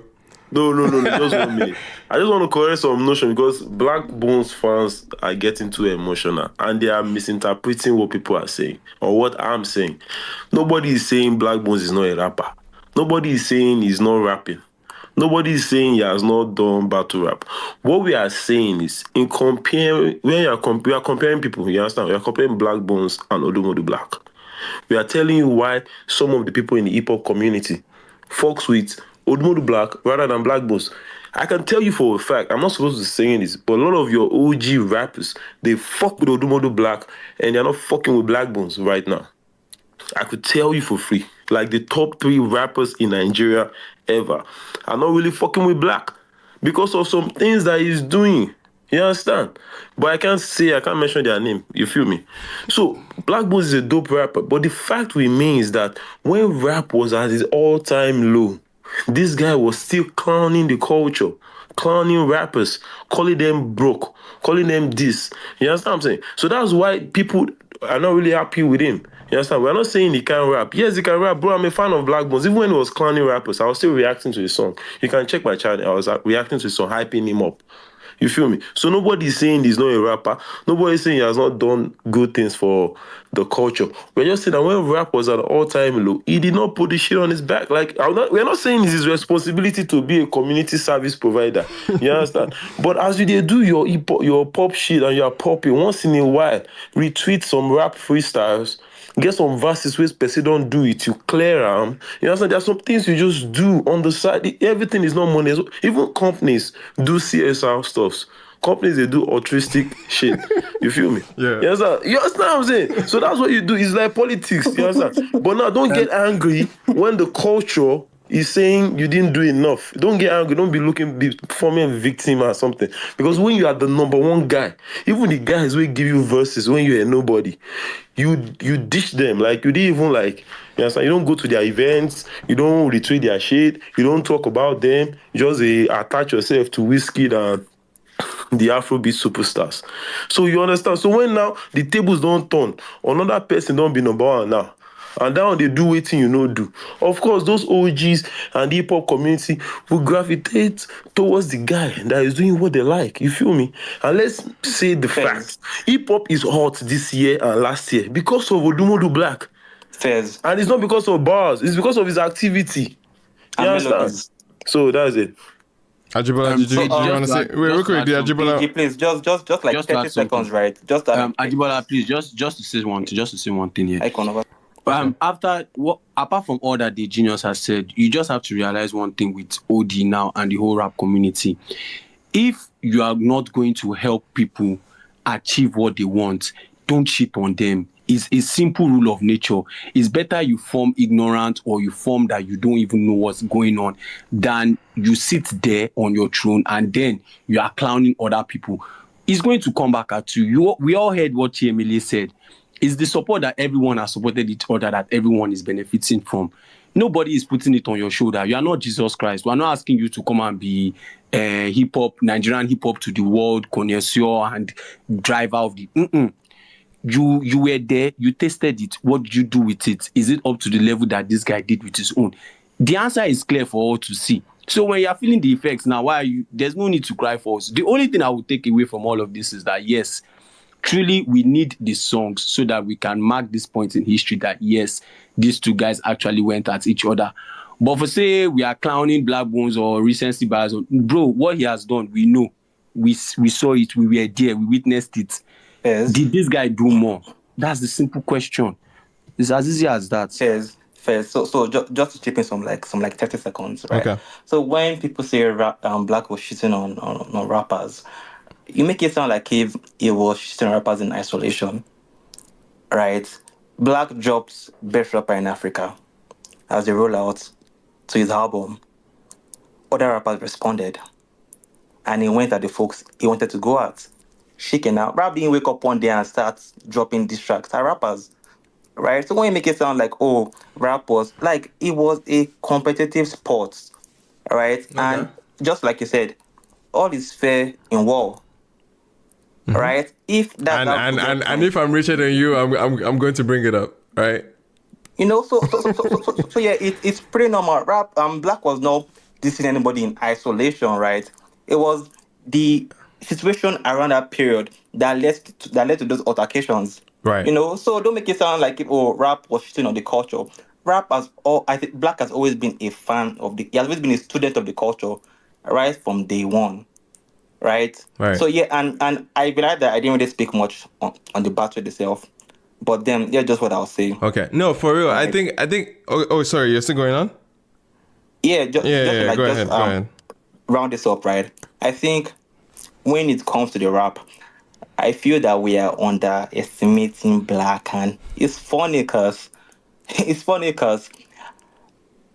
rap, right? We know Kendrick's and Drake's diss has made us feel like, oh, the way to win a rap battle is by dropping a danceable rap song. Right? But you know that you can drop a danceable rap song and nobody will dance. There's also that side of the coin. For sure. Right? And from what we've seen so far, right, Black needed just one verse to make the culture erupt. Right? Just one verse to make the culture erupt. Odumodu dropped an entire song. Shagba, Odumodu's associate, dropped a 2-minute diss track that was like a snake that just crawled upon a rock. No impact. Right? So, people talking about Black does not have community. Me, I am a very, bro, I said OD is muted, but I still go to his profile every time to check what he's tweeting. Same for Black, right? I check their quotes. Go and check their quotes. And from what you've seen, right? Check Black's interactions, check all these interactions, and just make some deductions from how this battle is going. I feel we are thinking that OD has momentum right now is hot, so the rap battle would go in that direction. And I feel we're also overstating Nigeria's rap community. Bro, the last battle between MI and Vector was not judged by the Nigerian rap community. It was judged by normies. All right? Yeah. So we need to understand that it's who can make a rap that makes boys that listen to trap in Covenant somewhere bop their head. Right? If like talk about Galala, but if you're saying my Galala squeeze tap, bro, nobody gives a fuck about that shit.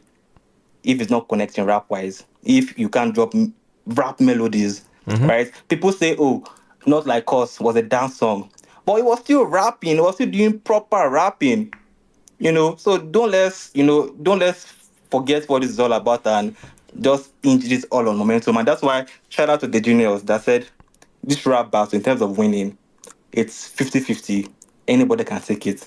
But for me and my biased self, giving it to Blaqbonez in advance. Thank you. All right. Appreciate the conversation, man. The Appreciate in the back advance and has forth. sent me over the edge. Yeah. He said, regardless of what happens, Black is my winner. Yeah. No, I wanted to. Go. No, honestly, yes. Real quick, 9V, because I wanted to ask a question regarding the quote unquote allegations of Black putting down rappers. Like the juniors and Icon, please help us elaborate. Essentially, if it's within the context of a rap battle where he's dissing other rappers, which by nature is activation, right? Oh fuck. No. If he's having a battle with somebody and you are dissing, that of course, it's not okay. that. So clarify which way he was putting like rappers. So you know me, I follow Yeah. Black all the way. You understand? Blaqbonez, when he's not even dropping songs, he's dissing rappers. He's like, these rappers are broke. These rappers can't do this. Is a bully. This rap, like, bro, there was an era that every time I see Blaqbonez tweet, it be like, say, make I cry.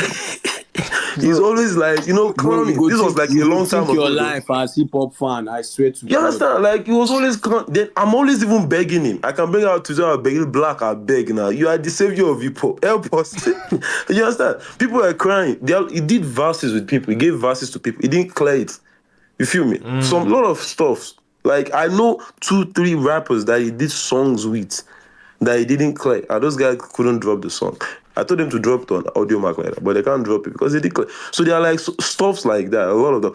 And the most obvious ones, the rappers that pull him to the top, MI, Vector, when he was the #1 guy, did he do any songs with it? This is let me even do one tune with MI. No, but let me do one tune with Vector. He had the track with MI. To be fair, he was on Lamb Project. I'm talking about after Lamb now. It was after Lamb. After Lamb, do you know the Lamb? Wait now, hold on.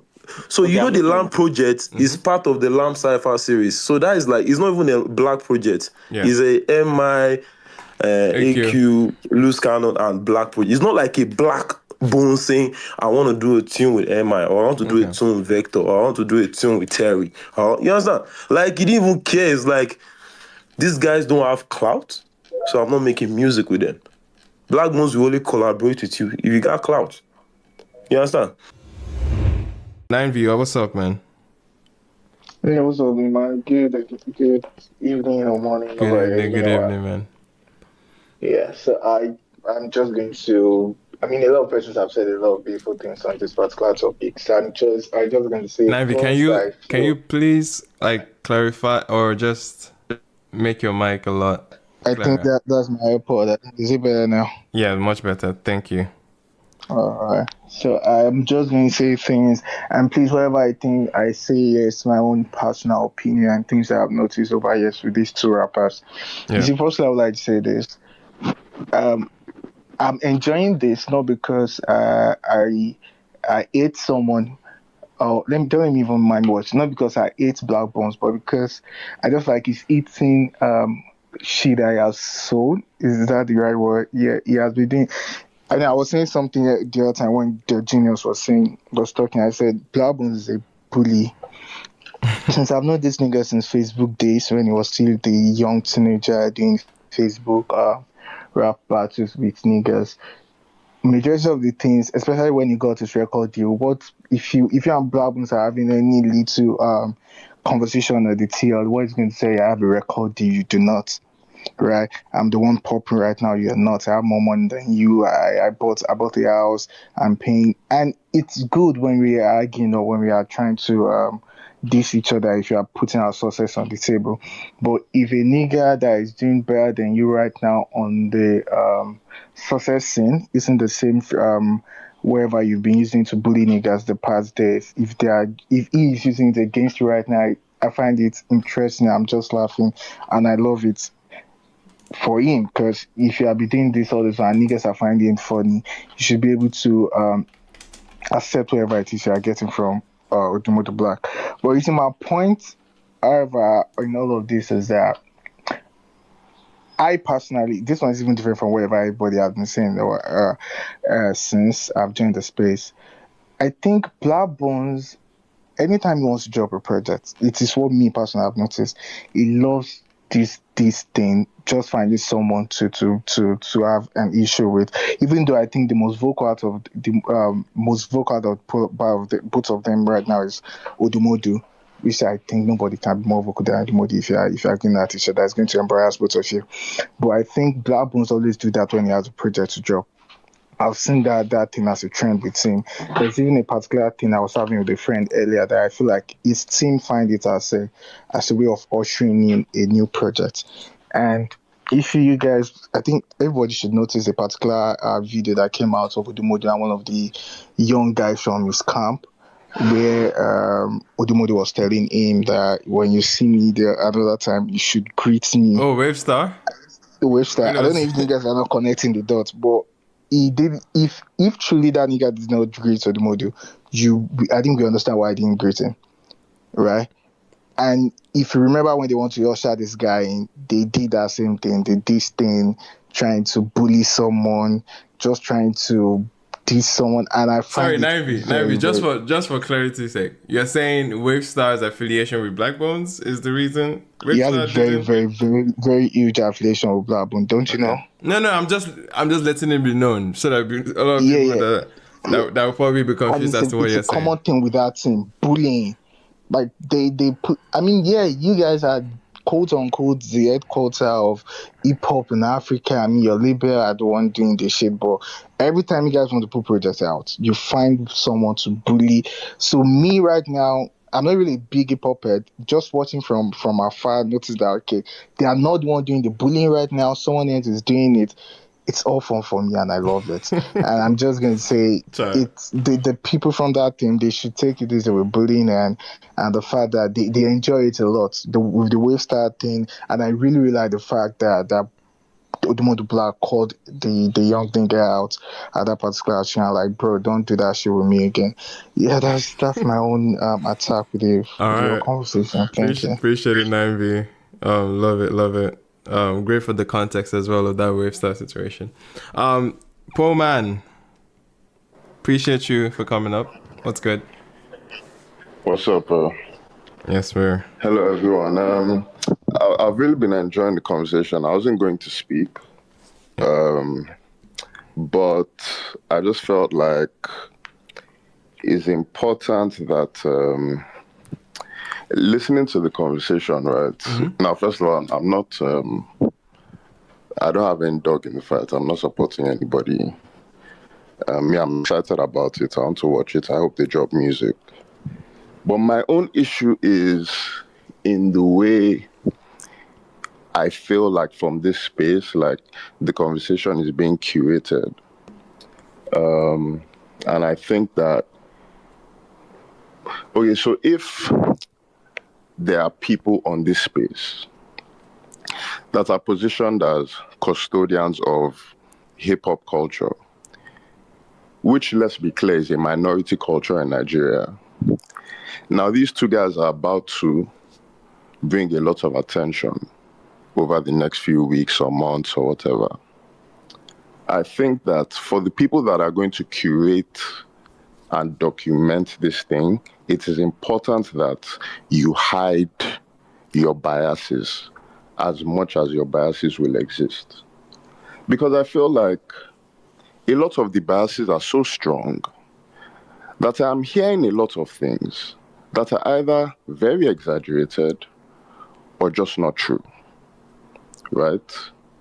If we are going to position ourselves as custodians of a culture, as insiders, when we speak or when we want to curate something, let's be factual, let's be fair to both sides, and let's say things as they are.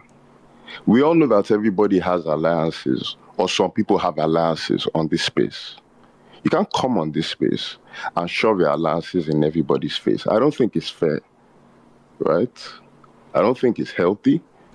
You don't want to deteriorate the hip-hop conversation to a Bazito, Wizkid versus Davido conversation full of lies and misinformation. Hip-hop is an intelligent sport. When we want to argue, let's speak intelligently. There are lots of things that are being said that are really just not true or being exaggerated. If you want to allege that somebody is not working with OGs, the only thing you have to do is just pull up his Spotify. So because he hasn't worked with person A or person B within the year of 2017 to 2020 or whatever the argument is, it's just not true. Both parties have supported. Both parties have different personalities. Whether somebody is friendlier than the other person or somebody is more of a people's person, it doesn't put the other person down. And I'm not supporting anybody. I'm just saying that when a supposed and alleged custodian of a culture wants to document something on a space like this, let's be factual and let's be fair in our conversations, right? Both parties have done a lot and are doing a lot. Both parties have co-signed. Both parties are affiliated with OGs. Both parties have alliances with hip-hop companies or labels or whatever, globally and locally, on different parties. Chocolate City, Def Jam. Both parties are really doing the same things, just in different ways, because they are different people. Both parties can rap. One may be more commercial leaning than the other. And it's even funny to me because when I'm listening to this conversation, I feel like that is not even being switched, right? So it's like both parties are doing this hip-hop thing at a very high level. One party is more commercially successful. There's no doubt about that. It's not even debatable, right? One party is more commercially successful. However, the other party is still a very, very, very successful artist. And is going to drop an album that is going to do very well.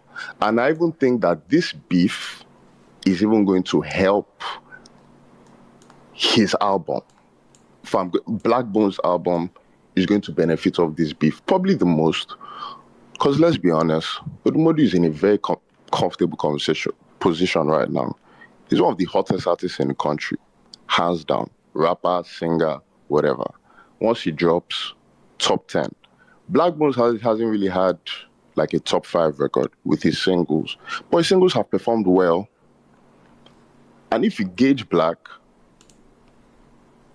the type of shit he drops unconventional shit all the time. Look at the record he dropped to Kiss Daniel. When you look at Kiss Daniel's name on the flyer, that's not what you expect to hear. Blaqbonez will never go the conventional route, but he has his people. And he may not be as loud and as friendly and as much of a people's person, but he's still doing his thing. Now, I'm not on this page to come and support Blaqbonez. I'm really speaking to the speakers that came before me to be like, don't put a negative narrative out, because I feel like spaces like this is what people will chop up by the time like it goes to the podcast platforms this week and whatnot. By the time the audio clips get chopped up and everything and they start moving around the internet, you can start to push a narrative out there that's just not true. And I don't think that a young, or rather a minority culture that hip hop is in Nigeria deserves this sort of thing from people that are positioning themselves as the custodian of it. All right, guys, look at when Adeayo and Taj decided to come up, man. We're about to round up. We're about to round up the Blaqbonez. Round up the space or round up? No, the Black and OD conversation. The Black and OD conversation. I don't know. I don't have to contribute. Maybe Adeayo can contribute. Adeayo, did you want to speak quickly on Taj, you're not a custodian Black of rap culture. Taj means. I don't know, say this space is sweet like this. Chai, I go there attend now. Adeayo. Yo, sure. Good evening. Good morning. Yeah, good evening, good morning, everyone. Real quick, yeah. You wanted to ask me something? Yeah, I was saying, did you want to chime in on the Black and OD before we move on? Yeah, just something, just very short. Yeah. It's I think there's the postulation about who will win a rap battle. I don't think there's going to be a rap battle. Yeah, it's not going to happen. It's going to be a beef. It's going to go on for a long time. And typical rap beef, the winner is going to be who comes out overall on top at the end of the day. But, you know, a rap battle is more immediate. There needs to be a winner, there needs to be a loser in the immediate sense of it. It's a contest that the songs are going to be weighed against each other, and the results are immediate and can be very devastating. So you don't think we'll get a rap battle? Nah, it's not going to happen. How do you think it's so? Not going to happen. Because this track's about to drop. Wait. No, it won't happen. Why do you think so? Because I heard it too. I don't hear him. It won't happen. But anyway, let's see how it goes. But why I say it won't happen is that from OD's perspective, it's not in a favorable position to engage in a rap battle. Losing is going to have more effect on him than on Blaqbonez. So there's no reason why he should want to do it. As it looks like Blaqbonez is a very intelligent guy. He's a very calculated guy. If I'm just like guessing, I think Blaqbonez already have these tracks recorded in the order they are going to go out. If I'm going to guess, I think Blaqbonez already has his Not Like Us record ready to go. He already has everything, the tweets, everything in the draft ready to drop. As OD's dropping, he knows what is dropping next. It's not like a year after Kendrick and Drake did that, and you saw how strategic Kendrick was, knew everything. I don't think someone like Black, who is that intelligent, would look at that. I don't know how to play the game. So he knows that. I mean, and a rap battle is something that's like his comfort zone. So he's taking it there and say, okay, meet me in the booth, because that's where he needs to take it. But for OD, I don't think that's the position you want to be in. He wants to be able to control the narrative. He wants to reply when and how he wants it to be. And he's a rap beef. Rap beefs are, you could get it through any means, music, on your own song, through a guest verse, physically. And yeah, so it's a proper beef. It's a proper beef. We won't go into the details of what maybe constituted the beef, what's happening. I would just say the beef was almost inevitable. Like it looked like it wouldn't happen because they started off very cool and they were quite cool, but with the nature of life and what success demands from an individual, I think it was always inevitable. And it's not just even hip hop alone, it's music generally, it's life generally. You have to be able to compete, and you have to be in a top position to be able to compete. And OD is in that position right now. Whoever wants to take that position would necessarily have to compete with him. So that's what it is. And I don't really have a lot to say on what Black did or didn't do when he was at the top. It's just the way music works. He's not the first person to not clear a verse. A lot of people have done it. It's typical of music. People have done it to each other. Friends have done it to themselves. People have done it to OD himself. Like, there's a reason why the Ashake version of What to Go to Season didn't drop. There's a way he got that information. It's really typical of the music. Wizkid gave OD a verse. I say OD gave Black a verse and he didn't clear it and a lot of stuff. But again, we cannot start talking about all this stuff because it's really personal to both of them and whatever they could have done or couldn't have done for hip hop. Yeah, OD has recorded more songs than every other person in Nigeria in the last 18 months. I think in 2024 he did more than 30-something collaborations. It's ridiculous. He showed up do this and that because it's his time, he's in a position to do it and he's willing to do it. It's just what it is. But I feel like in terms of a rap battle, I don't think it's going to happen. You're just going to get a beef subliminally and there until everyone forgets about it and they keep stopping each other and everyone moves on. But in terms of a proper rap battle that you guys are going to judge who is the winner or who is the loser, I don't think it's going to happen. So yeah, shout out everybody. All right. I guess we'll definitely see and hoping for the best for everyone at the end of the day, man. I think that's about it. Another hip hop moment this week. We have an OG, we have a legend that released his album. Okay. OLAMIDE'S self-titled the 11th studio album, I presume.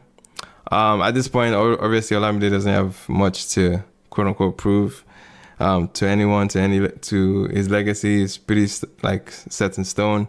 But overall, we're engaging with the new tracks. How is everyone feeling about them? What's gravitating towards you the most, or rather not, in the context of this album? I know Dante, it seems like you want to open the conversation for us. What's up, man? Yeah, I just want to say my little something about OLAMIDE. Yes, sir. I think first of all, I was not surprised that you liked One Shot. I remember listening to it and I was like, Emma is going to like this track. Yeah, one of my favorite songs. Yeah, it's quite the hip hop. Wait, sorry, which song? One Shot. One Shot. Okay. Yeah, and I was like, oh, I feel like Emma is the audience for this anime. So first off, the intro, the prelude, right? As Fortune, whom I'm a big fan of. Man. Absolutely smoked that. Shout out to him. Baba, sorry, why did you whisper? I'm not whispering. This is the Dante tone. Yeah, this is the Dante tone. This is the Dante tone. He's very what's it called? Smooth talking. What's the word? Yeah, sorry, man. He's not like the rest of us. We do usually shout. Okay, no vex. No, it's calm. You're experiencing Dante for the first time. It's calm. So, fucking hell. I got go ahead. Man. Go ahead. Yeah. So, Fortune, right? Thank you. So, Fortune, absolutely killed that. I love the direction it went, which I've never seen him go before. Because I was thinking maybe Fortune was going to drop. Because I don't have any expectations, right? But in my mind, I was just thinking, what if Fortune gave Olamide one of his banger unreleased that I've heard, because there are some crazy records that he has in his pocket, or it's kind of like a joint record. I don't know. So I was like, let me just be surprised, and I heard that, and I was like, yeah, this is the artist I fell in love with, with his music. Then another fact is that Fortune's vocals is scattered all over the project. You hear him on Special, which is my moment on the. Yeah, he's on Special, he's on Lover, he's on a bunch of records actually. He did backing tracks. Some they give him credits, others is because I'm familiar with his voice, that's why I can hear, because I'm because I was, especially that Special record on my first listen, I was like, this is crazy. First of all, Olamide entered. I personally, this is one of Olamide's best projects ever. This is one of his best projects? This is his best project, personal opinion. Okay. Ever. Because I'm listening to this, and I remember I texted my friends, I'm like, are you guys hearing what's going on right now? Because I know he's been in his OG era for a while, but this is the most luxurious, which is the only way I can use to describe it, sounding I've ever heard Olamide, you feel me? So I was just paying so much attention to what's going on here, And even there was a cute moment like Dr. Dre and some other kind, but that Special was just for me, him telling people that I'm this reserved person now, but I am nice. I'm as nice as it comes when it comes to being a musician, And I really, really appreciated that song. So on first listen, I picked out Fortune's vocals in the ad libs.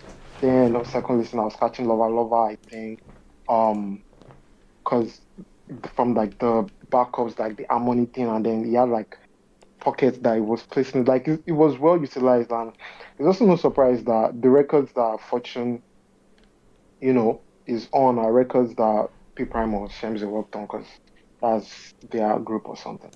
So for Olamide, I don't know where exactly, like, or if it plans to put this. To some people, this might, well, not just to some people. What I got told by someone was that to him, listening as a fan, it feels like this is like a goodbye project because of how good it is. I'm not thinking that way, but I'm just thinking that, like, this is not Carpe Diem, but I am at this ridiculous level of being a successful artist. That's how it sounds sonically. Not from the lyrics perspective, just the sound. Gotcha. So that's just my thing. I really love the project. I've been spending it a lot. Nice. I think that was it. I kind of had something I wanted to say, but I kind of just lost my train of thought, and I hope I. Yeah, I'm sure as the conversation is going, it might come back to you. It might come back. Wait, did Dante say this is his best project ever?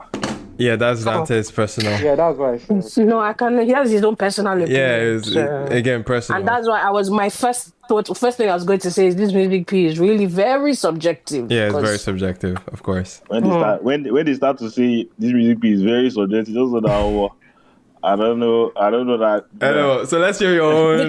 Because my own opinion is different. Let's hear your personal one then, Pepe, and then let's go Pepe and then Taj.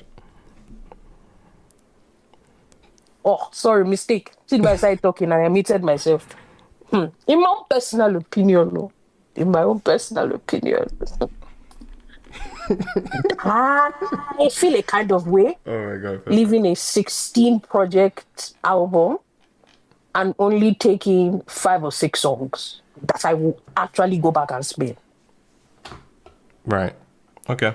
Like, for me, that's not if I cannot at least take 50% of the project away with me, because for me, it's not even necessarily a case of, like, obviously I add songs to, like, my playlist, like, there's the stuff that you spin more often than not, but, like, in an album listening experience, outside of whatever it is I add to my own personal playlist, I have to feel that at least 50% of your project is worth coming back to listen to the entire project too.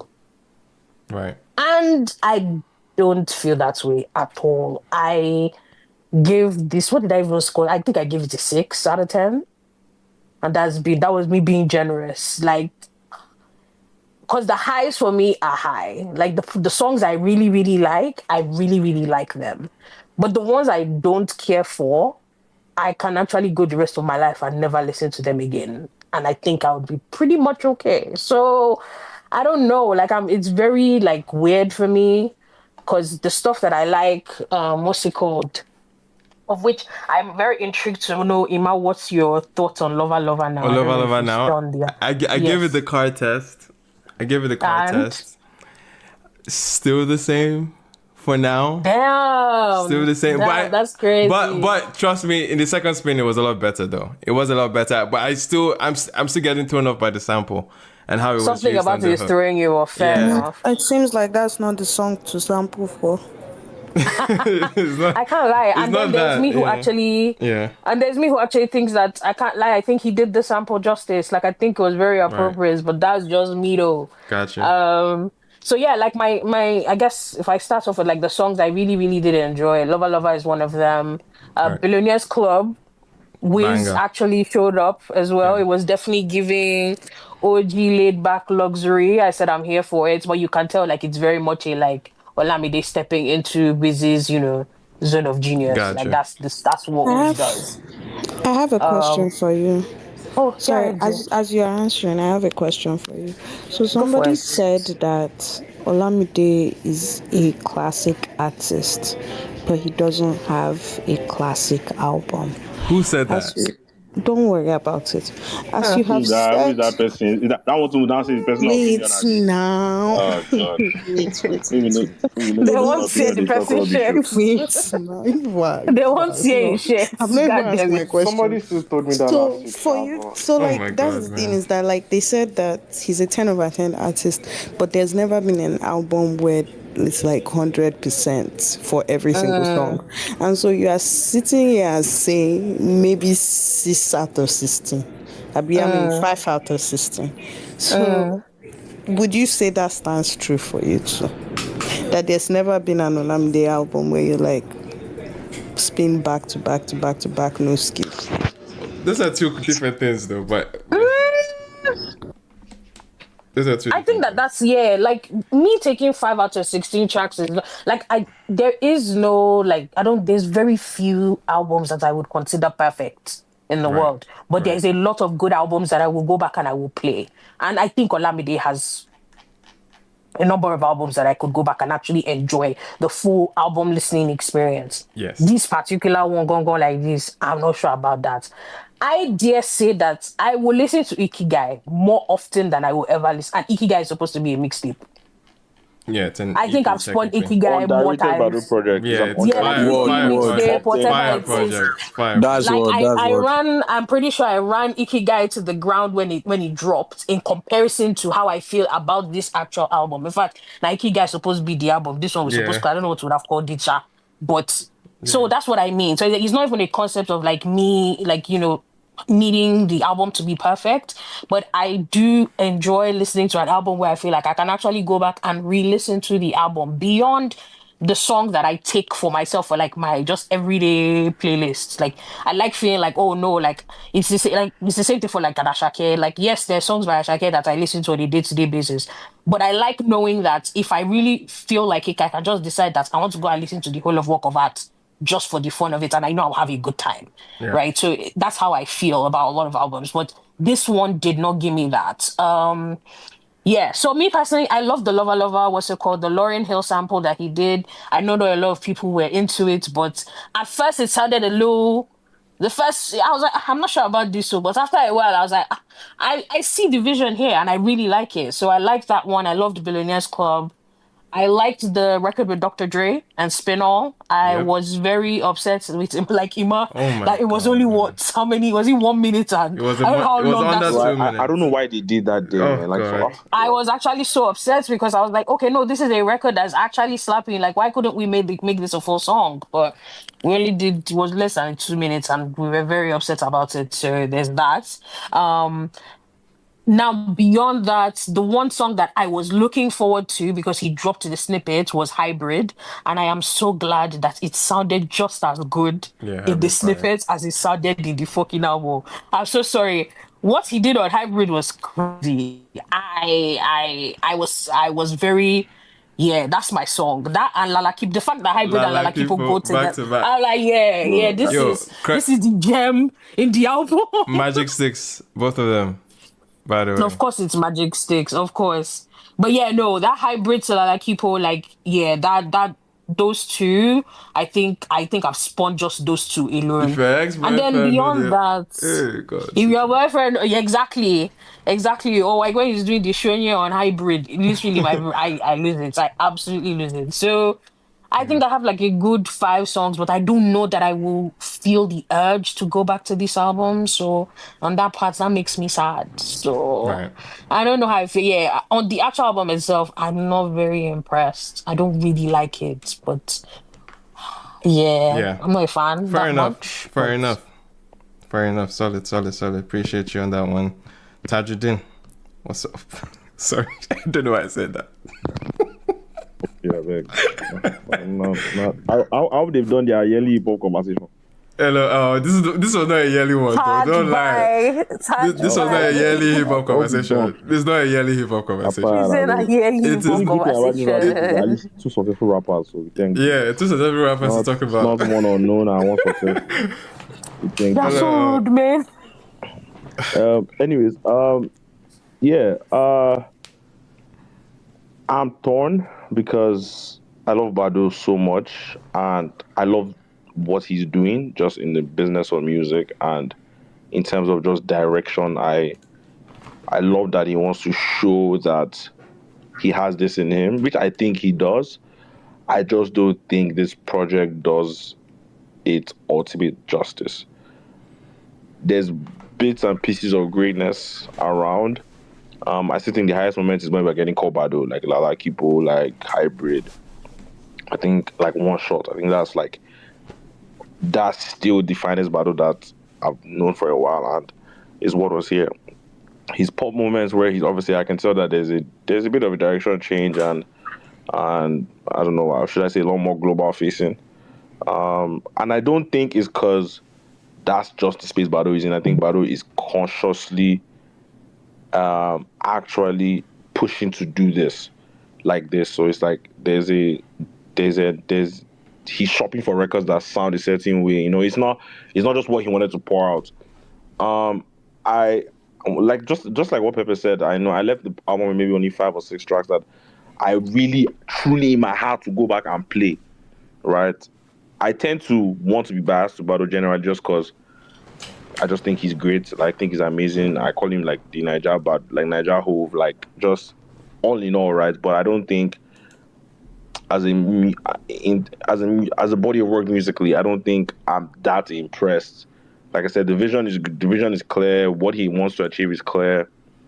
There's bits and pieces of it actually working, and then there's just a lot of like fat. It just feels like very bland, and just I'm not as impressed.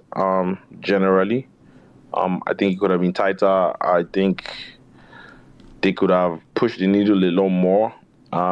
Like it's so crazy because it'll be weird to say this, but the album sounds dated, and it doesn't sound dated in the sense of many years ago. It sounds dated to like 2 years ago, and that's how crazy our soundscape runs, right? Like I feel like some of these production choices would have slapped maybe a couple years back. I don't know that I'm that eager for that anymore. Yeah. And it's funny because, well, to be honest, because Bada has always championed the local rapper route, right? He has always been local first. So I guess he has earned his right to, try something new if he wants to. I won't call it hypocrisy or anything. I just think he's trying to do something else. If anything, one thing I would say is though that 99 record, I really hope he reaches the moon. I think that's a stellar record. Bro, like I was on my way to the office today and I just rinsing that record back to back. Like, bro, I feel like it works every time when that record comes on. Like, bro, it's like you can be driving, you can just be walking on the street. It's also such like a summer record. Like I can just imagine on a rooftop, like just day party vibes. It's just beautiful music, and there's that kind of high on the project. But then, like I said, there's a lot of songs that, like now, it's almost about special. I swear I can't remember what that song sounds like, and I've listened to the album a couple times. Sounds like Kai. Just think Kai, but just loop one verse, basically. Nah. I would defend that song forever. That song, I can see the Kai thing only because of where he said Kai, only that cadence. But I will say that Special is my one other song that could either lean forward that I can take away, or I would just completely abandon it. Like of all the other songs. Just like the title, the song is Special. Just play that song. Just ignore the album, right? Just ignore every other thing and play that one song and just pay attention to exactly how we entered, how we kept it going, how we found other ways to complete it so that it doesn't feel too repetitive. But keeping you that, I'm still doing exactly what I read in the beginning. And it just keeps I'm like, nah, this is crazy. From first listen, I got stuck before I could even do my second listen on that song. But then again, interesting, man. Yeah. So generally, just for me, I'm not, like I said, cool 6.5. Yeah, like Chad, what did you think about the other record, the one with Shay Vibes and Moise? I don't know. Wasn't that impressed. Oh my god, that Shay Vibes verse was not great. See, we were listening to it on New Music Friday. I have never been more confused at the Shay Vibes verse in my life. That's he was all over the place with that verse. Shay Vibes is giving us. I funny enough, I just made a case that I was arguing with somebody recently about how Shay Vibes has been performing well. He didn't allow my argument to even hold Because I listened to it and I was like, what's in when you come to a new school and you're like in the class for the first time and they say, introduce yourself. That's what it was. Hi, my name is Shay Vibes. I have Osmago. You can ask my I just hope that this globalization thing that it's not a stale and shallow conversation, but like it's almost like something that you can just see in your phone. Like I just hope that this we're looking for Swedish music will not make people be singing things that are not making sense anymore, because I don't understand. But no, I trust these guys. Like they'll figure it out. Like it's not. I don't think Shewa is the kind of guy that is going to totally lean left. Even Bado on this project, he still gave me a record like one shot. He still gave me, oh my god, that Dr. Dre record pissed me off so much. Like you don't, and you know those kind of records are the kind of records where you just be angry at artists because you just know it's stubbornness that have made that song happen like that. Somebody in that room probably say, guys, let's try and make this a song. I just shut that person down. They say, oh nah, I didn't know this thing that they cook like, Papa, you know cook. Just make it a song. Make it a full song. That song, man. Oh, bro. Bruh, especially in a situation where like you have a Dr. Dre on the record and he actually showed up. Dr. Dre didn't sound crazy. He didn't sound out of place. He didn't sound as if he was trying to they just did interlude first. Why? over-imitate. That's such a sick ass beat. That's such a sick ass beat. Bro, I wish like shout out to Spinall, man. Producer the verses were cold. Why do you just make it like that? Like why? Like and once again, I'm sure somebody said it too.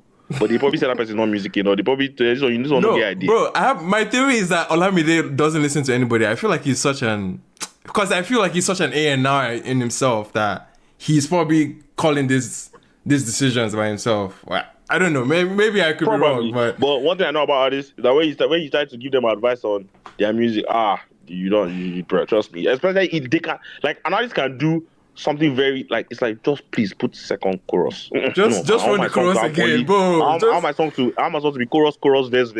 They can just look at one day and say they want to do it, and that's their brilliance. You get like I'm telling you, like, and nobody's going to tell them anything. And I feel like sometimes you just stubbornness, and sometimes it works. Yeah. But that record, oh my god, it really took me because I'm like, I really want to go back to that. It needed to be a full song. It needed to be a complete record. But all in all, still a crazy ass beat, and both of them delivered Bado and Dre.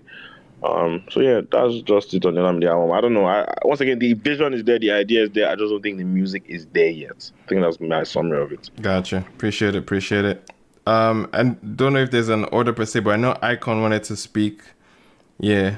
And then did anyone want to go after Icon? I think Ima is coming up, so let Ima go. Okay. Okuchi, okay, yes. And okay. Icon, then Okuchi. Icon, what's good? Yeah, concerning the Bado project, I mean, it's funny how it seems like we all like the same amount of songs. Special. We all know. I know they would know. Yeah, that is everything. Okay. Yeah, that is the only one that said this is his magnum opus. Dante, I can't even call this album top 3 Olamide personally. Yeah, that's cool. That's good for you. That's the thing, but just personal choice. For you. Personal choice. So for me, I don't know if it's this space or another space where someone says something that when it comes to music from the OGs, you really can't expect much because, I don't know, at that level, they don't really... I don't want to say they don't sing seriously again, but the hunger is not really... It's a passion project at that point, right? Exactly. Yeah. So, for me, most of the songs, they are like... Some of them, they are like just fillers. You understand? Just like, okay, another one, take and go. But the standout ones for me are special. I like Billionaires Club. Billionaires Club is proper Wizkid. That's the vibe. Whoever even said that they should add Darko to that project, I was first skeptical that why is Darko on this record with 2 of them? But then almost she delivered. But she held her own fort. She held her own fort well. Like I properly calmed down to like listen to her verse and mama speed too heavy. And then Hybrid. Hybrid. Now the thing is that I pray and I wish that Hybrid is the party record of the album because he actually deserves that. That one he's passed. The shout out to Poco too. I'm already expecting Poco Lee to even do like a dance to it or something because he has that. It gives me that kind of like Ashake's Fuji vibe with the Shonye, that beat and this thing. It's like a party banger. Which other one? Special, Hybrid, Lala Kipo. It's just the only thing that endears me to Lala Kipo is the way he himself, Olamide, the way he reacted to it when it came on at his listening party.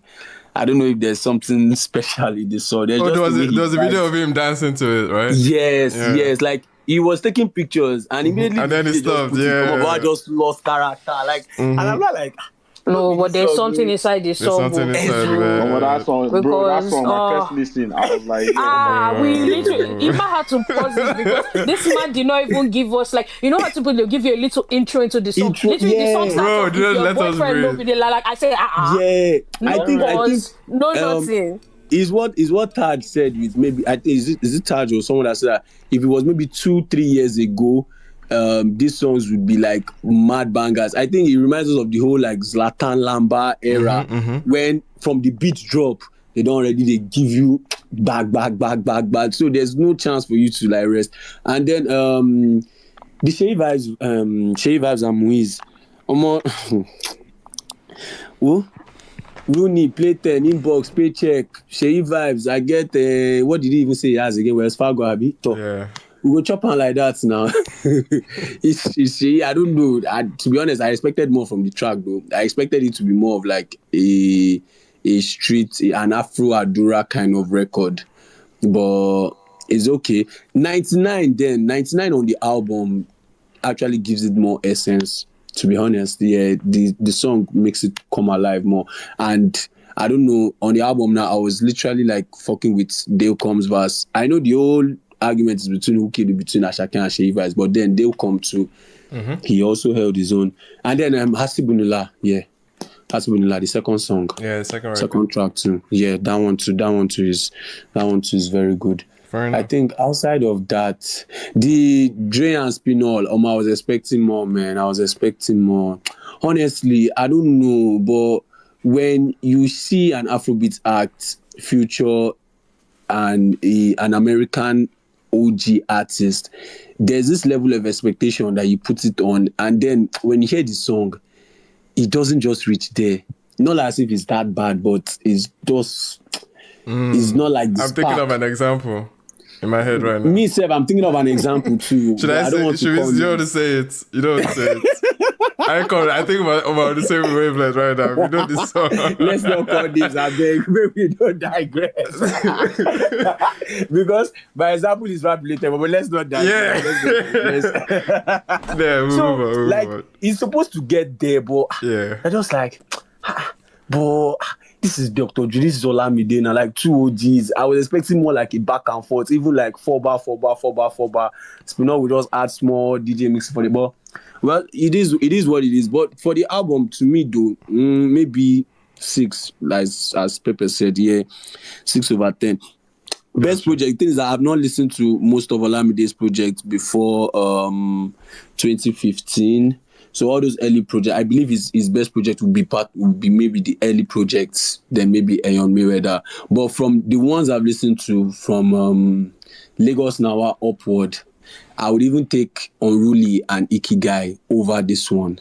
Fair. Yeah, that's what I feel. But all in all, it's good, Sha. Let's see. My own is that I hope he promotes it very well, because it seems this is the project where he's doing the more promotion, strategic album rollout. He's appearing more in media, doing interviews, taking pictures and all that. So and the project too went number 1 in UK. So the album, so like on Apple Music or. I think I don't know, I think it's their UK album chart for the week or something. I think it was released on a Tuesday. Yeah. So I think that like played a factor to it. It was number 1 album, maybe Apple Music or social, iTunes. Yeah, iTunes. Oh, okay. So yeah, that's just it. It's there, Sha. It's there. It's Olamide. I mean, we can't really say we're expecting a whole sonic changeover or something. Yeah. Right. Fair enough. Appreciate it. You listed out a bunch of expectations. You did. So. Yeah, that's the thing. No, that's the thing. No, it's calm, bro. I can't. No. Sunday, I just want to let you know. Because when I think of a record like Free, it's going to also be the same issue that started with 99. People are expecting things. You people have all these expectations. It's beautiful to see. I'm just pointing it out. You don't I don't understand though. After somebody has dropped 10 albums, we should not have expectations of them at all. Don't be sorry.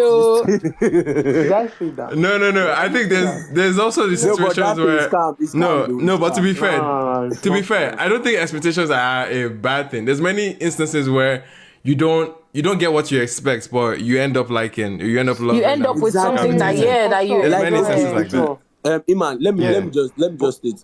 Before you land, let me just say, I think these expectations is robbing you guys of saying something. And that's just my personal because that free song is not like, sure, you know, you might have said you wanted this, you wanted that, but that is like, to be honest, you can say Shay Vibes. I think what is better to say, Shay Vibes maybe play this safe.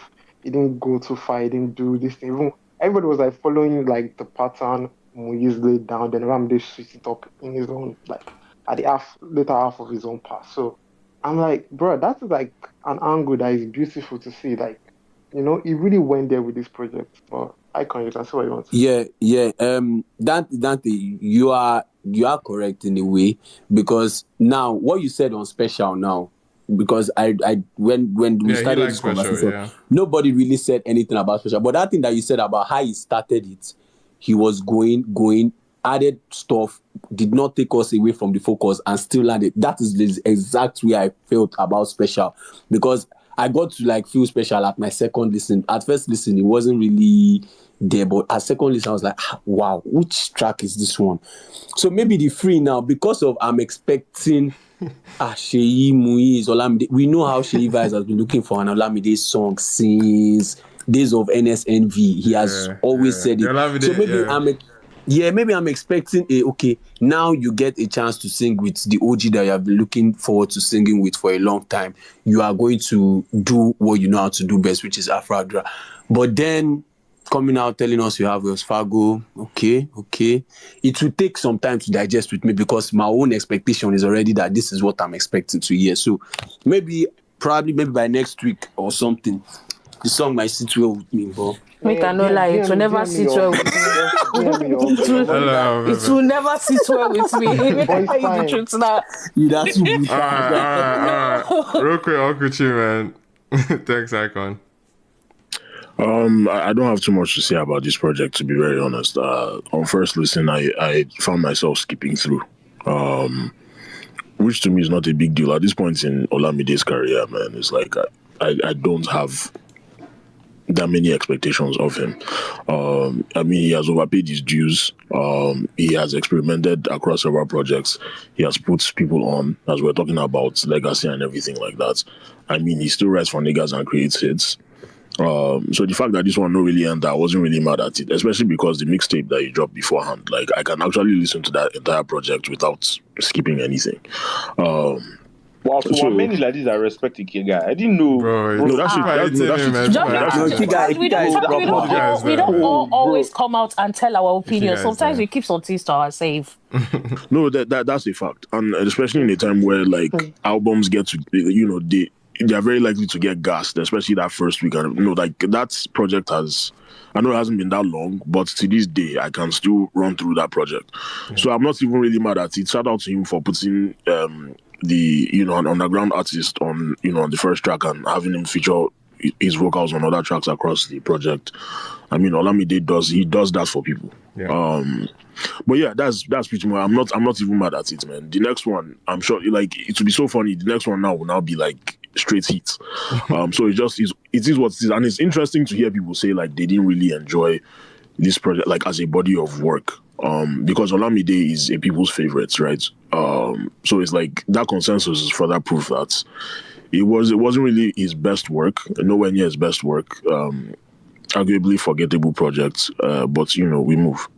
Gotcha. All right, man. Appreciate it, Okuchi. I know Ima wanted to chime in. What's good, bro? Imar. I did hear Jerry Ron and Obex. I was just trying to get dinner. Yeah, no, How you been, man? I mean, I've been good, Jerry. We've been doing in a rain in Calgary, which is shocking. We're supposed to be in summer. Hopefully, things start looking up and we can be outside fully. Nice. Oh, yeah. So, first, I have something I need to say.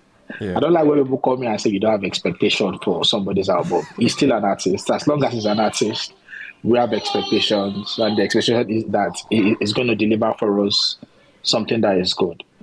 That said, I have a few favorites on the album. But there was something Taj said that I wanted to piggyback on.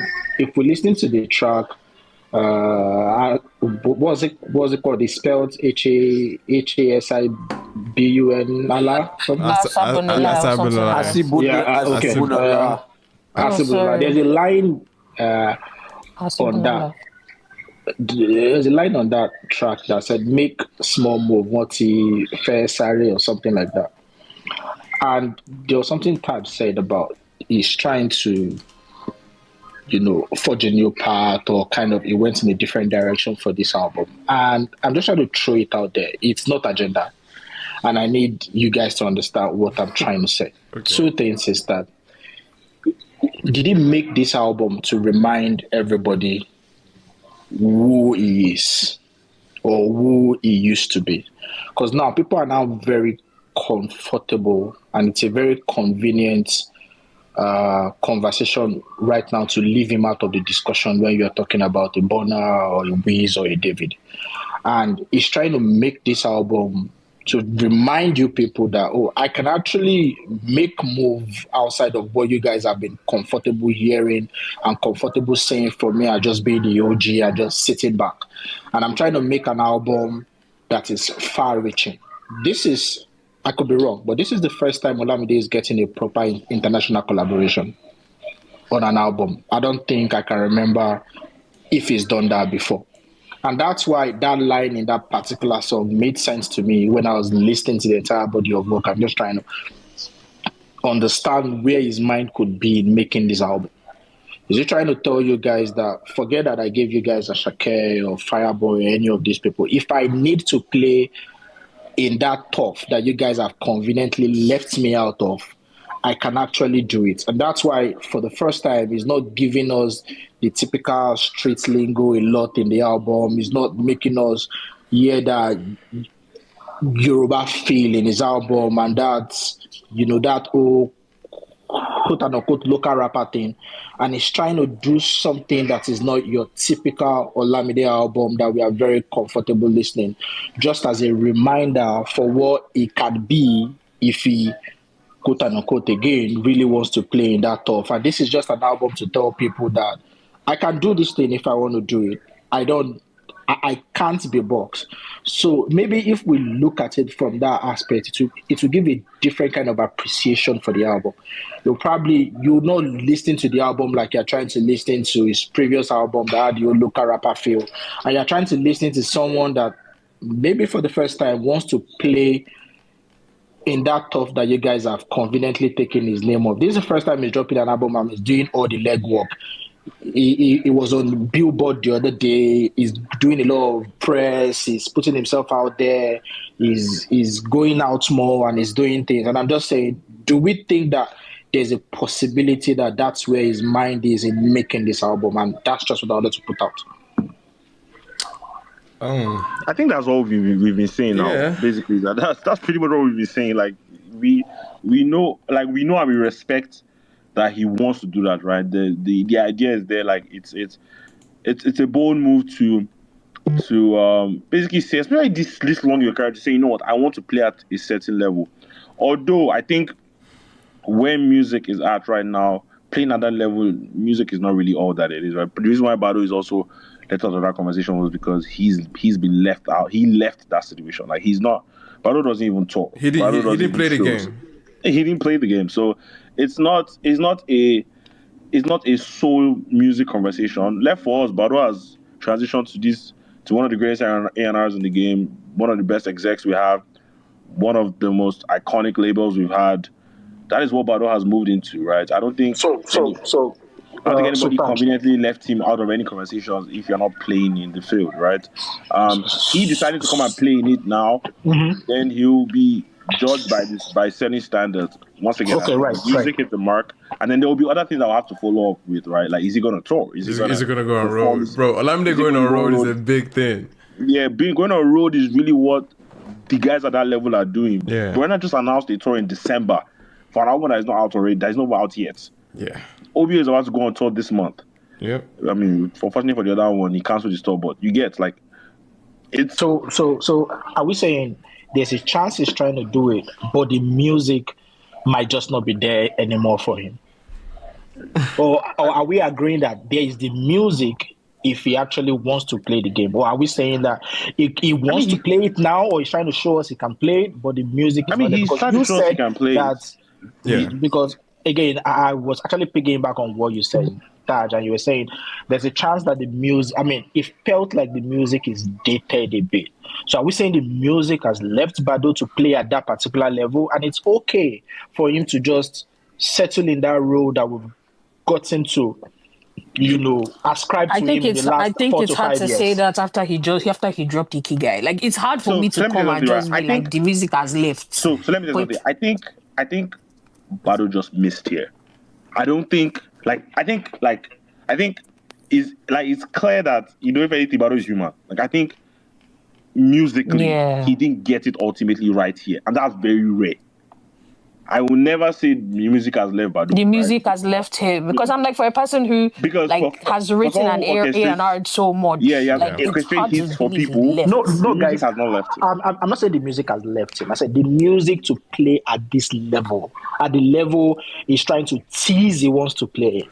Right. It's the point I'm trying to get. But that's what I'm saying. Is like he has helped orchestrate that for other people. So I don't think it's just this is an example of a miss. Yeah, I think you might be asking, like, right now that he's playing the game, does he have the material to play the game with this current momentum? That's what Imai's trying to ask. Yeah, with this current momentum. Yes. Yeah. So, but that's the thing, right? Which is why I said he has presented it, and for me, it didn't hit the mark. Right now, but there's bits and pieces of it on the project that I'm holding on to, like in '99, right? I think that's his best bet for now. In terms of playing the game, in terms of playing the game, especially to play the game, get that foreign audience, get those international collabs, or get that international look. I think '99 is the strongest bet here, right? And he has a powerhouse of features on it. So if everybody pulls their weight, the particular track I cited, the particular track I cited, I actually took my time. I'm not a big Bado fan, I'm not even going to hide, but I took my time to listen to the album because I have some certain expectations from Bado. I think that we don't know the details of what happened with Ashake. And I'm not going to sit here and try to guess what their relationship looked like. But after dropping Ikege last year, if, again, this is just assumption on my part, if things were really great between them, I don't think Bado will probably want to drop an album now. But he dropped an album to tell us that he can play at that level. And that particular track is just telling you guys, see, this is just small move. This is just small move I'm making, and you guys are jumping, and we could see that he's much more strategic. No, as in for him, now I'm quoting his line. I'm not saying he made a small move. I'm saying that is what he said in that particular song, right? That this is just a teaser to what he can be, or he can become, or he can show to become if he wants to. But we are saying that if he's missing the mark with his first attempt of trying to play that game, because at the end of the day, one song or 3 songs from a 16-track album cannot necessarily propel you for an album tour if that is what he wants to do, because that's what the other guys are doing. Right. Except that, if he wants to go on tour, it probably would not be on the strength of this album. It will be because of his body of work, which is immense. Gotcha.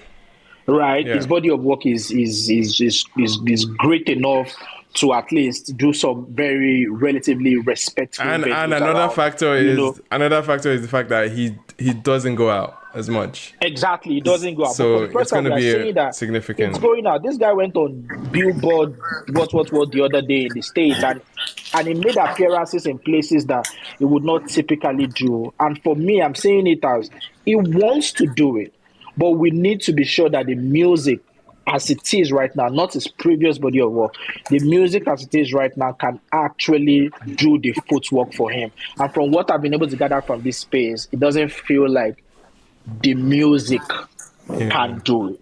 No, but then that's wrong piece of English there, right? Yeah. I can't say the music not set can't do in stone.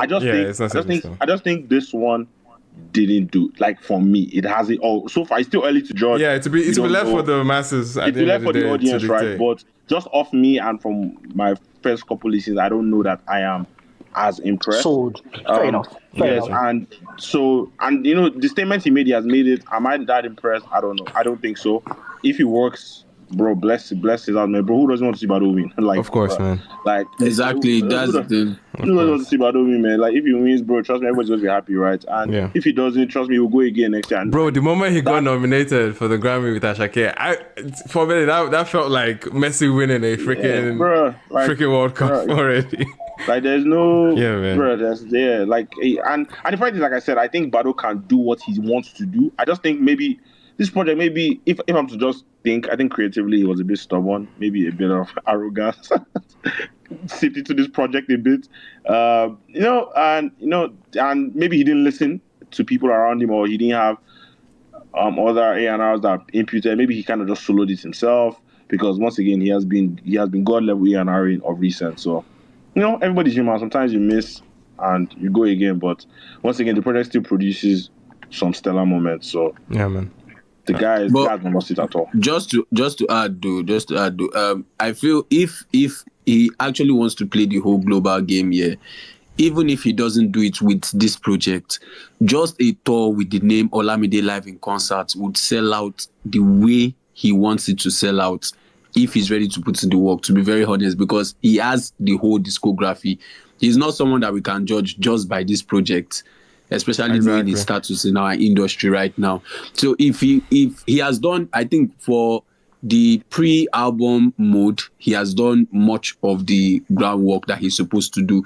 Now, post-album mode, if he does decide to go on tour, because I know he promised us before on Ruli Abi Ikigai that he will go on tour. The only place Baba went to was Dubai. So if he actually now decides that, okay, a proper world tour, North America, Europe, and some other locations in Asia and all that, just an Olamide Live. It does not need to be Olamide. Okay, the name of the album itself now, Olamide. Olamide Live in Concert. Olamide Live in Concert. And it doesn't even need to be an extravagant, like, it doesn't need to be arena type thing. It doesn't arena. No, it doesn't need just little. It doesn't need to be 5K, 10K, 15K capacities. I know, bro. It will sell. Walai. He has 15K where for that, bro. I now I guess it is 5K. 10K. He said 5K now. Stick to the 5K. He's doing some groundwork. 10K, 15K. I bet. Bro, when was the actual last time Olamide did in North America? Because I want to assume it was probably like, I wouldn't say it was even a circuit. It was probably like maybe one show here and there. Right, bro. The only I don't think that man has done a circuit in a while. Abroad. Yeah, God. Anyway, man, it is not happening. No, I'm sorry, but he'll be able to do a good wedding still. Yeah. Anyway, man, appreciate you guys. Okay, sorry, man. When you're done, let's talk about Burna's album cover, please, if we have some time. If we have time. I really want to hear people's opinion on. There's even Amaare's cover too to talk about, but we'll definitely squeeze in some time. It's looking very tight, but we'll squeeze. But anyway, what are we saying? I think, is that everyone that wanted to go on Olamide's album? Or Idon, I think Idon came up. Idon Badagry came up. Or Melfizi. Alright, I think we've had a robust conversation about Olamide's album then.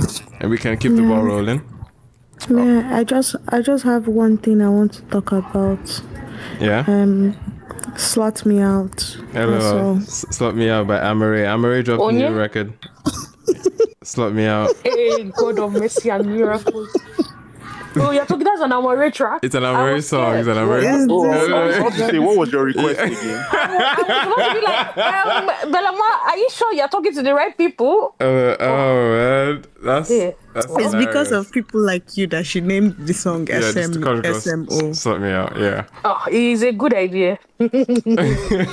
But obviously it's the first single for the Black Star album. I'm so excited. Yeah, man, looking forward to it. The record is nice. It still has that proper futuristic aura of that she has always carried. This girl was using, what's that thing they used to use on car?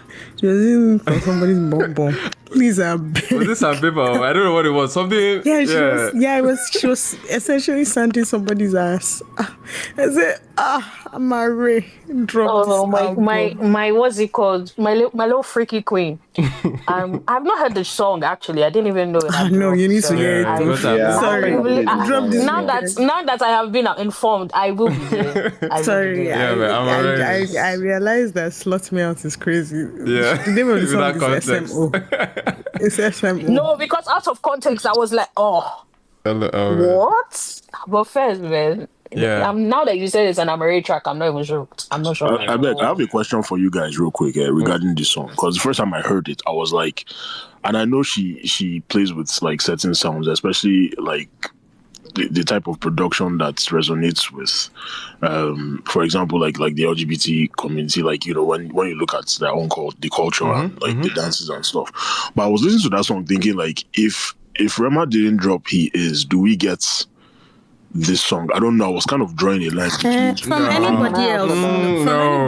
No. There's no. It's so fountain baby coded, bro. It's so fountain baby coded. Like it's Amaarae. Like it's so Amaarae. From if we got this from anybody else, I would see the attribution to connection. Rema. Yeah. But no, from fountain baby, please. This is normal fountain baby. Yeah. Okay, so we're completely ruling it out. Yeah. I didn't even think. Yeah. Okay. Nothing. It was very Amaarae. I was like, very typical. Yeah, if this was anybody else, maybe. But Amaarae, this is her. Yeah, this is a this is her order. This is her brand. This is her order of the day. Sounded like what Tatata should have been if it was from a more softer person. I guess that one I reach. I don't know, man. No. I think he thinks from subject matter. I think he means from subject matter. Yeah, right? From subject matter. That's got you. I mean, you're right that they're singing about the same thing. Yeah, they're singing about the same thing. The songs are about the same thing. All right. It's from my Black Star Queen. I love the cover of the single, and it's the cover of the album actually. I think. Yeah, it's so funny because somebody Gabriel Moses commented on the video of the song, and somebody commented on the video of SMO and said, "Is that a Confederate flag?" Yeah, I saw that. Yeah, the Confederate flag, but slotted out essentially. I can see why you thought that. No, but it was remixed now. It was off of the. Wait, Melema, what do you think? It was a remix of it. The Black Star. Yeah, the kind of like. Sorry, I've not listened to the song, the full song, but I just went to go and listen to the first 30 seconds. Oh God. That's my queen right there. And I will sacrifice all of you people at this space for that babe, man. I love her so much. Anyway. I can't believe I felt about Fountain Baby. Wow. Yeah, man. It's so funny because I played that song several times this weekend, and then after I played it, I just let it be on Spotify, whatever recommendations, and it started playing songs from Fountain Baby.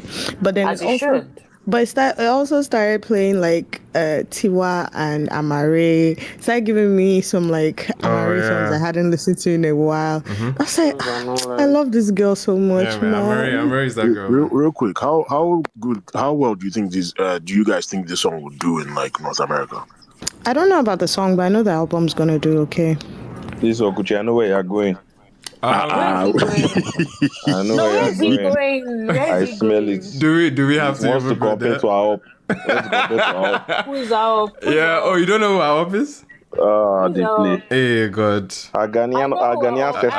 I know who our op is, but I'm obviously playing. See, let's not so do sad this that because still her Ghanaian sister was dancing with Ciara 2 days ago. Let's not do this. There's no song that will be as big as Molly's. Yeah,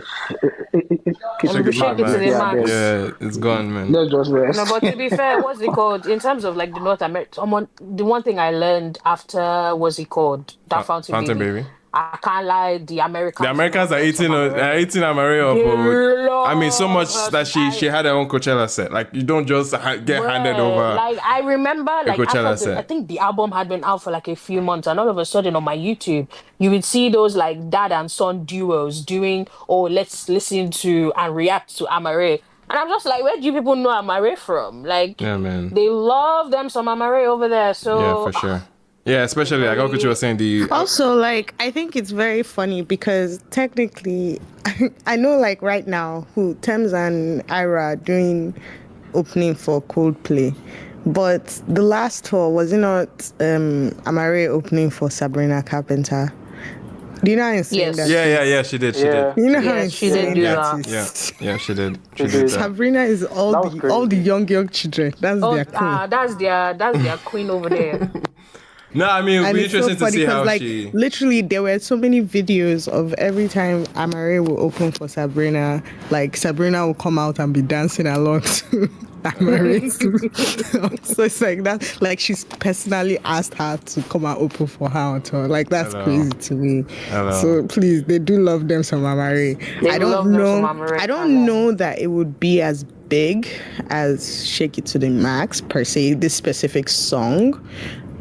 But I will say, I don't think it needs to be. Yeah. I don't think it needs to be number one. And also, do you know that Molly has been pushing this song since last year? Yeah, Molly has been October the most stubborn. I've reached almost 1 year since she if there's anybody who should come and teach a class on perseverance now, honestly, since October 2024, she has been hawking this song.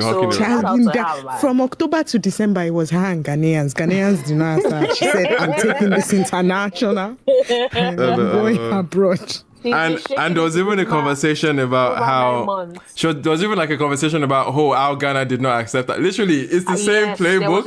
It's the same playbook we saw with CK when Love Until It Happened. It was the same playbook we saw with Burna. Ghanaian artists that did a cover and they were like, "Oh, when she first put it out, they were all doing covers to Shake It to the Max." It's the same conversation that happened. But she was asking for them to sing for it. They didn't sing. It was when Jamaicans jumped on it. They knew they wanted to shake it to the max. I do love her response. I love her response. I love this. She was like, "You want to come and do divide and conquer here?" Yeah, she was like, "I've been trying to get Ghana's attention Somebody for so long. She said, "Please, I'm gonna welcome it. So I'm gonna welcome it any which way." She said we do Ghana remix as well. But shout out to Molly. Somebody that is looking for money. Shout out to Molly. But yeah, no, they love them some Amaarae. So like, I'm pretty sure like there was the list that came out. I don't even remember what publication it was. The Rolling Stone list. Yeah, the Rolling Stone one, and they had Amaarae like high up there for like top how many albums of 2024. So they love critical acclaim. They love her. Yeah, so, for sure. They actually covered the new album and the single already. So we'll see. For sure. Yeah. All right. On that note, there's still a lot of new music. I never said any. I didn't. You didn't get to talk about Amaarae? I did. All right, sure thing. Adding ad-libs. Yeah, gotcha. So, what am I going to say? I love the song. It's a great song. So, scream and shout. Definitely, I'm excited for the album because I think from the Twitch stream to the Coachella to she had another Twitch stream that was kind of like a DJ set. She's been streaming hard. Like, she's been going there and streaming. She even like shows some of our recording process. So, if you're paying attention, you've kind of seen some of the people that are going to be on the project or their vocals are going to be on the project at the very least. And then the branding, the rollout, everything. Bro, she dropped some snippets of fire. There's one song that I'm waiting for. Snippets are crazy. She's really going electronic. Yeah. So like this route is not crazy for me. Like the record is like 4 minutes or something, right? I know it's like long. Yeah. Or is it like 3 minutes? Yeah, it is about there. I'm like, this is what I want, you know. And even there's a part there, I can't remember, was it like a synth or a guitar that was going dun, dun, dun, dun, like that. I always repeat that part anytime okay, that's an exaggeration, but maybe every 4 times I play the song, I repeat that part because I'm like, this is really, really fire. So I'm excited for a new Amaarae project. I do expect her to be very successful. Amaarae is definitely probably among my own goats. Nice. My personal goats. Nice, man. And you know, I hope she brings her she's doing like the run of like shows, not like shows, but more like engaging our community in different parts of the world. I'm not sure she just did Paris, but I wish she comes to Lagos or just Nigeria. Anyway, she wants to come, she should come so that I can experience that in person. I would love to see that. Nice. Because she does have like a big, I think at the point she was saying, this was years back when she said majority of our listeners were like Nigerian male, or like on her back end. Yeah, so she knows she has a base here. For sure. Nice, man. All right, man. It was a lot of good music that dropped. Other than Olamide and Amaarae, we got Victoni as well. New Victoni record. Glory, anyone tapping? I already spent all the streams on Untitled when they dropped the snippets. Wait, you already spent all your streams on what? Untitled. You don't know Untitled. Oh, the app. You had the song unreleased, or you? Oh, you had the song before. I turned it now. You didn't draw the full thing. Oh, so you turned it to an actual MP3. Bro, that's what I do to all of them. So by the time you're bringing your song I can't lie. out, bro, I did that for when I studied that snippet at apartment life. Yeah. I turned it into MP3 before she dropped the album. I can't lie. Yeah. So you had to real, that's it. I had to even frame my Untitled because I had to like store records myself. So gotcha. If not, there's like a bunch of me, there's a bunch of Victoria, there's a bunch of this person. I'm like, all these people. And well, the summary of is a good song, but my reaction is not new. Do you understand? Like, I've traveled with the song, I've lived with the song, and then you drop the final song, and like the second verse is like, oh, okay, like I already got the summary of the song. You feel me? Mm-hmm. So it wasn't anything new, but like that's because of how I, consumed it, which was the snippet or 1 minute something that you gave already.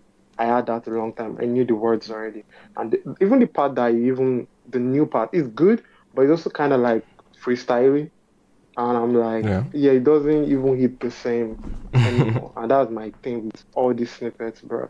Like, sure, drop snippets, but like if you're taking months to drop the actual song, bro, like I've listened like 200 times already, so that's just my thing. But yeah, anybody who has had, a newer reaction, me, I don't want to play that song already. It just sounds like an amazing deep cut. I think Victoria doesn't get reward. Once again, our industry doesn't reward songs like this, but I think some of us here can just appreciate what it is. Yeah. It being a single is obviously a bold choice. Very. But I still appreciate the record. I'm sure it will sound amazing on the project. I want Victoria to catch one, but once again, this music, I guess music is not all about that. It's just about sometimes just expressing what you want to express, man. Yeah, man. So I fuck with the record, That's a nice record. Yeah, it feels like something of Stubborn, and already feels like it's going to egg us over to the deluxe. Even the artwork reflects Stubborn. Yeah, it does. I think it's towards the deluxe. I mean, at least based on things moving. We'll see, man. We'll see. All right, man. And he has one that is going wild. If he drops, he has one that is flying on TikTok too. There's another like a snippet. Like the one that I can't. It's a good song, but I just couldn't catch the beat initially. Gotcha. But that one is going like I said, like a lot of people are using that sound. Yeah, and also last thing is the fact that I dropped this post his tour, which is like a big win for him, is kind of also solid if I had not heard the song before. Yeah, because it's kind of like a victory lap type thing. Where 100%. He's like he's bigging up the tour as well. All right, man. So on other notes, Wizkid last night, Hollywood Bowl. I don't know. I passed out. I was trying to stay up for it. I'm annoyed, please. But I eventually... Did I pass out? No, I didn't pass out. My attention was shifted somewhere else. Anyway, yeah, man. Hollywood Bowl. Wiz. This is the first show out that we've had since... second. Since the Amaarae album. We've had like the moments where he opened... I can't remember what it was. But it was like a award show where he performed Trouble. Or Troubled Mind? Yeah, it was like a fashion week. It was a fashion show or something. Yeah, Shab from Troubled Mind with the live orchestral setting type of thing. And I think that's what essentially he's doing now with the Hollywood Bowl. I don't know if it was streamed and documented exactly how I would have hoped for, especially in a quote-unquote post-release environment where everyone's kind of like wanting you to build on the album. I really would have loved another like approach to. Again, I still reference this time and time again. It's still one of the greatest piece of an artist communicating with their fans or expanding on an album. What he did for that Made in Lagos Day in the Life documentary into the album. Into the live performance. I'm still upholding that as a brilliant like move and shift for the album. I was hoping the Hollywood Bowl would have been something in that vein, but yeah. Regardless, I'm sure people. Sorry, man. This is a comments list with agenda. This is a comments list with agenda. From me. So for you. Okay, gotcha. From me. Gotcha. So what I want to say now is take it that is very laced with agenda. Okay. If you don't attend if you don't attend the Wizkid show, you probably would not get any clip from the show. Right. Why? Why is that? Deal, contracts, whatever it is. Like true. This guy does his own. Yeah, for sure. This guy does his own shows, and you see people put up clips from the show, and record label goes and take down those clips. Now it begs. I mean, it's. Oh, is that what's happening right now?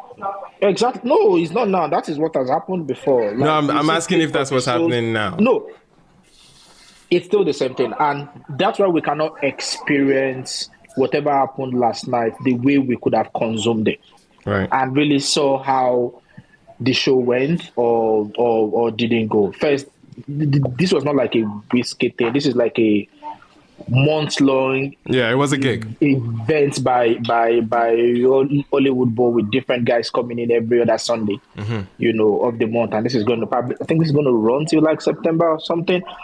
So that exclusivity might have been for them, and that's why we have not seen a lot of things, out there. A few people were able to get a few shots here and there, some blogs or so on the internet, but we can't really get an appreciation for the Wizkid show as we do with, maybe Rema or Burna or any of these guys, because I don't know, maybe it's just because of the kind of deal he's on with these guys, and we just can't get it. And I think that takes away a lot of things from him, and that's the reason why, again, goes back to the whole conversation of show cancellation and all. When people can't even just see how your shows are, how will people feel like they can trust going in blindly to buy your ticket? Do you understand where the whole line is probably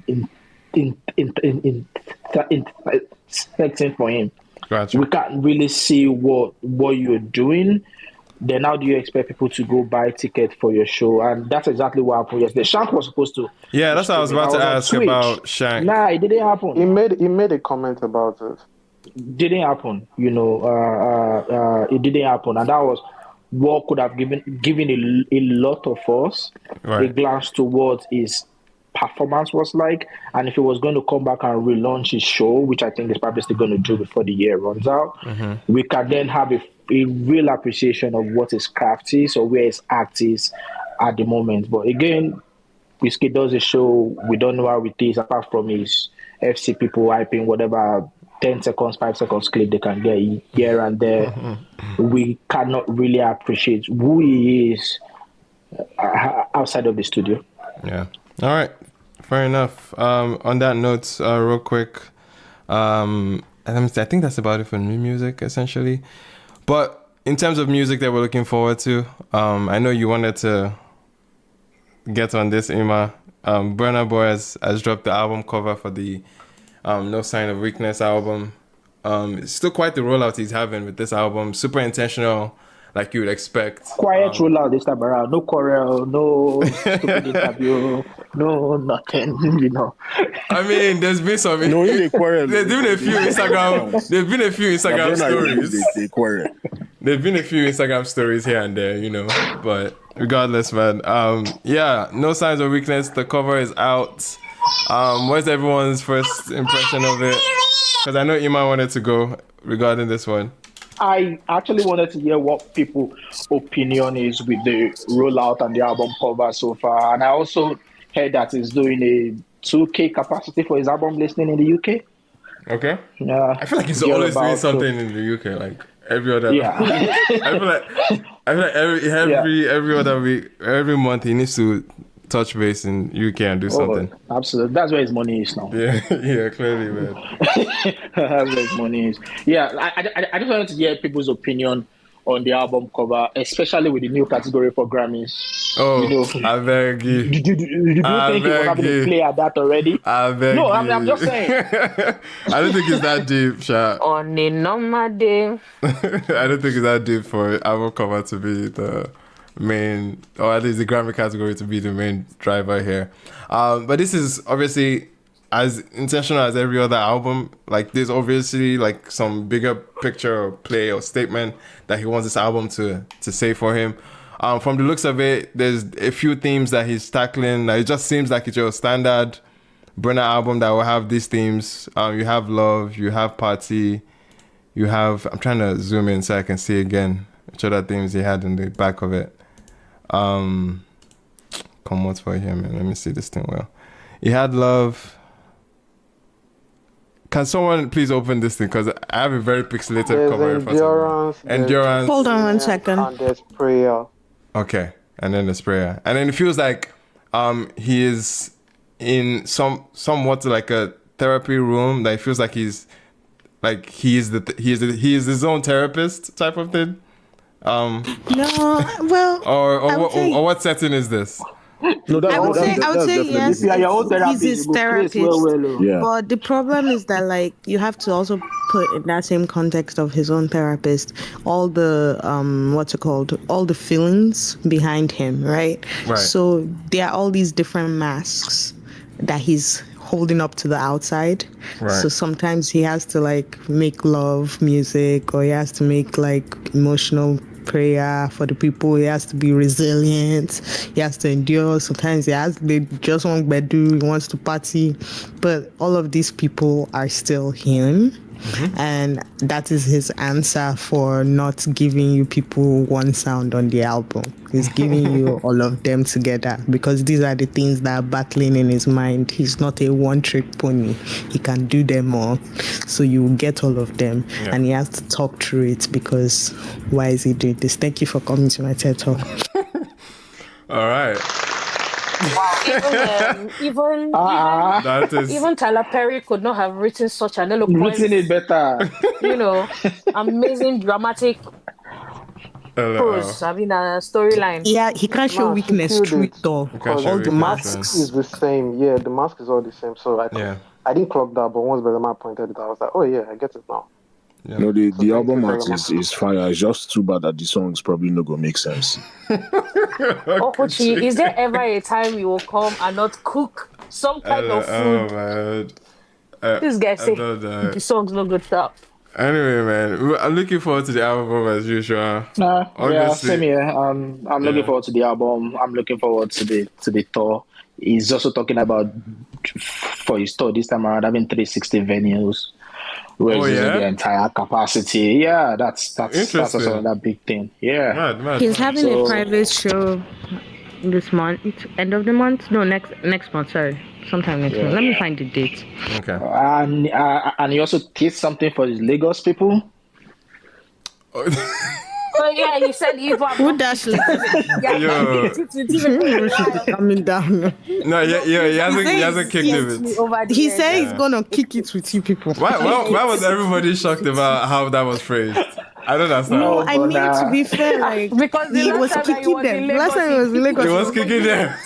Somebody in their head. So yeah, July 16th. Oh, that's funny, man. Yeah, July 16th. The album. That's so funny, bro. Album drops July 11th. July 16th is having an intimate show in the UK. Then after that, he will come and kick it with you people in Lagos. Actually, I think he's probably going to do the Lagos before. The kick it before. Yeah, so come and I think he's going to kick it. And I'm going to go to. Sorry, do you know how crazy that is? Sorry, he actually said that. That kick it is a bar. No, sorry, you guys need to understand. It was intentional, but it was it was very intentional. It was just very so funny. I can't wait to kick it with you. That one, that's subconscious entendre. That's what it's called. Hold on. When is his birthday again? His birthday is July 11th, no, or 7th. No, his birthday is 2nd. It's July something. Yeah, so that's why I'm saying he does not like you people in Lagos, because his private intimate show that he's doing is after the album come out. You people in Lagos, you just come and kick it with you before the album drop. Before the album, oh damn, I didn't know. That's why I'm saying you don't like you people. He said planning to spend. He said planning to spend my birthday this year with my fans in Lagos. We haven't kicked it. We haven't kicked it in a minute. If you pre-order the album, you might get a message from me next week. So what that means is that he will come and kick it with you people before the album drop. Hello. All of this sounds like side chick material. It's like I might text you like we can hang indoors. You can hang, but my real people will see me in the UK. Yes. Right, you don't deserve intimacy. Let's just, you know what you're here for. Let's not do that. All right. I'm crying, please. What's happening here? Because that's what I was trying to understand. He don't like you all like that, man. But me, I'm excited. I'm ready. I want to see all the different faces and faces. I'm actually excited for the rumored collaboration. I want to see what it sounds like with Shabuzi. Yeah, just hear what it sounds like with Shabuzi. I want to see what it sounds like. That's actually very interesting. Yeah, I just want to. I'm curious to know what it sounds like. Bro, that song go to me there. God. Sorry. Question for you guys. I beg. I want to know what No Do will sound like in the context of the album. Yeah, real quick, guys, because I think the pre-sale is like tomorrow. And I know this is Burna, so we're all excited we know what he can do. But based on the releases, based on the rollout so far, we've had this conversation. We've written this conversation down. Yeah. Okay. I just we're all aware. We're all aware. Okay. All right. So are you guys doing the pre-sale tomorrow? Is my question now. Oh, pre-sale for the show. For the show, yeah. For the show. I mean, any opportunity to see Burna is always good, though. I don't feel like give you. Can I be honest? I'm not doing pre-sale. What did you say? I might not do that pre-sale. I'm not doing pre-sale. Yeah, it might be a last minute thing. But it might be a last minute. No. So here's my thing. It's not gonna be last minute for me, but I'm not doing pre-sale. Sorry. Yeah. See, if there's anybody that will buy their ticket ahead, it's Burna. But Burna is the only Nigerian artist that will buy their ticket ahead. Sorry.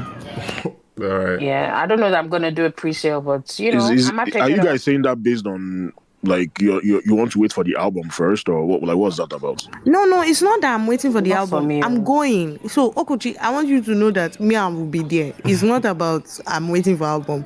I will be there, but I am not buying my ticket tomorrow. Sorry. We will be there, and the tickets will sell out. So Okuchi, don't worry about that. No, mine for sure. Mine is more so from a perspective of like I enjoy Burna's music, but like and I enjoy how he performs. Pepe, let me explain. In general, I'm very last minute with a lot of his his last tour that he did in my city. I got my tickets literally 2 days before the show. So okay, can I explain something to you? It depends on how I'm feeling. Can I explain something to you, Pepe? The last show that Burna did on this last tour that he did, the only new song that I had never seen him perform was the one from that Black Panther movie. Apart from that song, I had already seen him on tour before. So I went on the tour again to see him perform one new song. So seeing Burna perform is a way of life. This will be number 10 or 11. I'll count again. This is number 10 or 11. So she said I'm where's Magnificent, man, to come out. Magnificent has seen him 20 something times. So quite frankly, we're true to this. We're not new to this. I'm not buying my own 2 days before Sha. I know that much. I'll tell you that much. But I'm not buying pre-sale either. All right, man. All right, beautiful stuff. Appreciate you guys, man. We've come to the end of today's of this thing called Afrobeats, and obviously we went more hip hop today with how we opened up Blaqbonez, Odumodu. We'll see. Maybe by next week, maybe there's some activity or not. Please, there won't be anything. We'll see. But regardless, man, appreciate everyone that was able to contribute to the conversations. We also talked about OLAMIDE'S album and new music that we're expecting as well. Make sure you let Amaarae shine your ass. Hello. If you're new, definitely follow the page here. And if you'd like to listen back, on other platforms, follow the podcast as well for ATTW on Spotify and and wherever you get your podcast. And yeah, man, appreciate you guys for yet another fun week. We will be here by God's grace next week as well to catch up on everything new and great about the space. And Also, yeah, the man. idea that you did not talk about the EP that third Migwo dropped. Crazy. Oh, wait. Oh, shit. Real shit. We didn't get to. Oh, my goodness. Damn. Anyway. It's because people keep calling them Migwo. Yeah, man. Yes, I called him. The third Migwo. Famous Pluto. Yes, Pluto. Cannot be Dropped this Migwo. EP.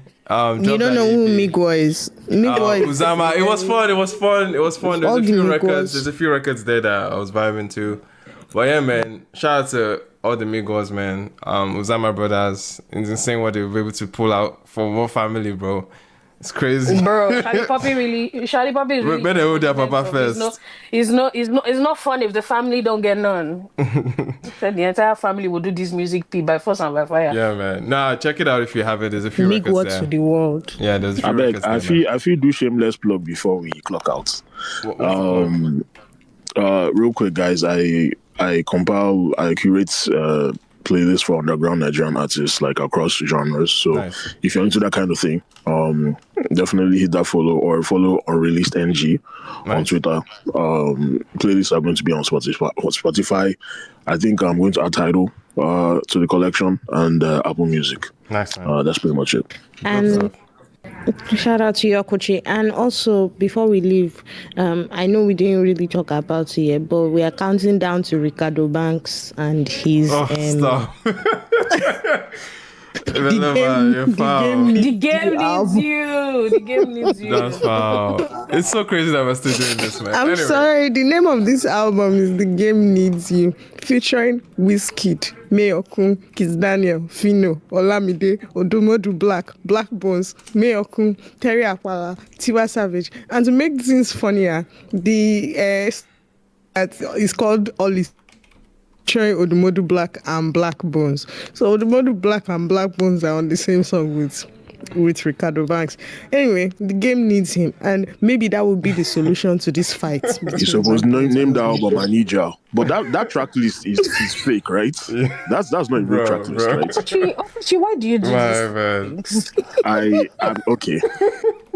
Yeah, man, it is what it is. Everybody has their way of getting the word out, one way or the other. We appreciate it. I will be here, man. We'll be here to talk about it. I mean, it's just funny to me. Yeah, whatever man. you guys say, The game needs you. No, the game needs you. Have you seen the album cover? I cannot be needed. Have you seen the album cover? On the album cover, Ricardo Banks is a chess piece. Please, I beg. You people are not. You say it's the second coming. You people are looking for Odumodu and Blaqbonez to respond to each other. Meanwhile, they have responded to each other, and they responded to each other on Ricardo's album. Now you they play. Don't worry about it. I know I was saying my goodbyes earlier, but we got the top 10. In the middle of the space as we were having. Do you want to do the top 10 right now? I'll just mention the songs. Obviously, we cannot necessarily have a deep dive on it, but we can start from number one. Olamide 99, featuring Ashake, Dekam, and Sheyi Vibes, rises to number 1 in its first full week of the top 100. Okay, so that's making it. Olamide earns his 4th number 1 entry on the official charts, joining Rock, Omokwe, and Amapiano.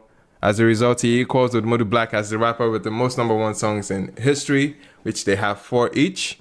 Okay, with 99, Ashake scores his 13th number 1 on the entry for the singles chart. And let me see. At number 2, we have Davido's With You, with featuring Amaarae, dips from number 1 to number 2 after topping the chart for 6 non-consecutive weeks, while Sheyi Vibes' former number 1, Pressure, holds at number 3 for another week. Benson's Very Soon, featuring Fola, rises to a new high of number 4. Okay, the duo of Fola and Benson previously peaked at the same position with the single Alone remix last year. Young John's Cheche with Ashake dips from number 4 to number 5 in its 2nd week on the chart. Kiss Daniel's Arjana, featuring Bella Shmurda and ODUMODUBLVCK, falls from number 2 to number 6. Okay, while Fola's Lost, featuring Kiss Daniel, rebounds from number 8 to number 7. And right rounding up this week's top 10, we have Charlie Poppy and Burna, Lahore 2, drops from number 6 to number 8. At number 9, we have Kiss Daniel and Fola with TT, descends from number 7 to number 9. And lastly, at number 10, we have Olamide and Wizkid with Kai returns to the top 10 at number 10, following the arrival of the Artist's album. All right. Ladies and gentlemen, appreciate your top 10 this week. Shout out to Turntable for putting together top 10. And yeah, man, on that note, enjoy the rest of your week, guys. Appreciate everyone who's able to contribute. And see you guys next week. Peace out.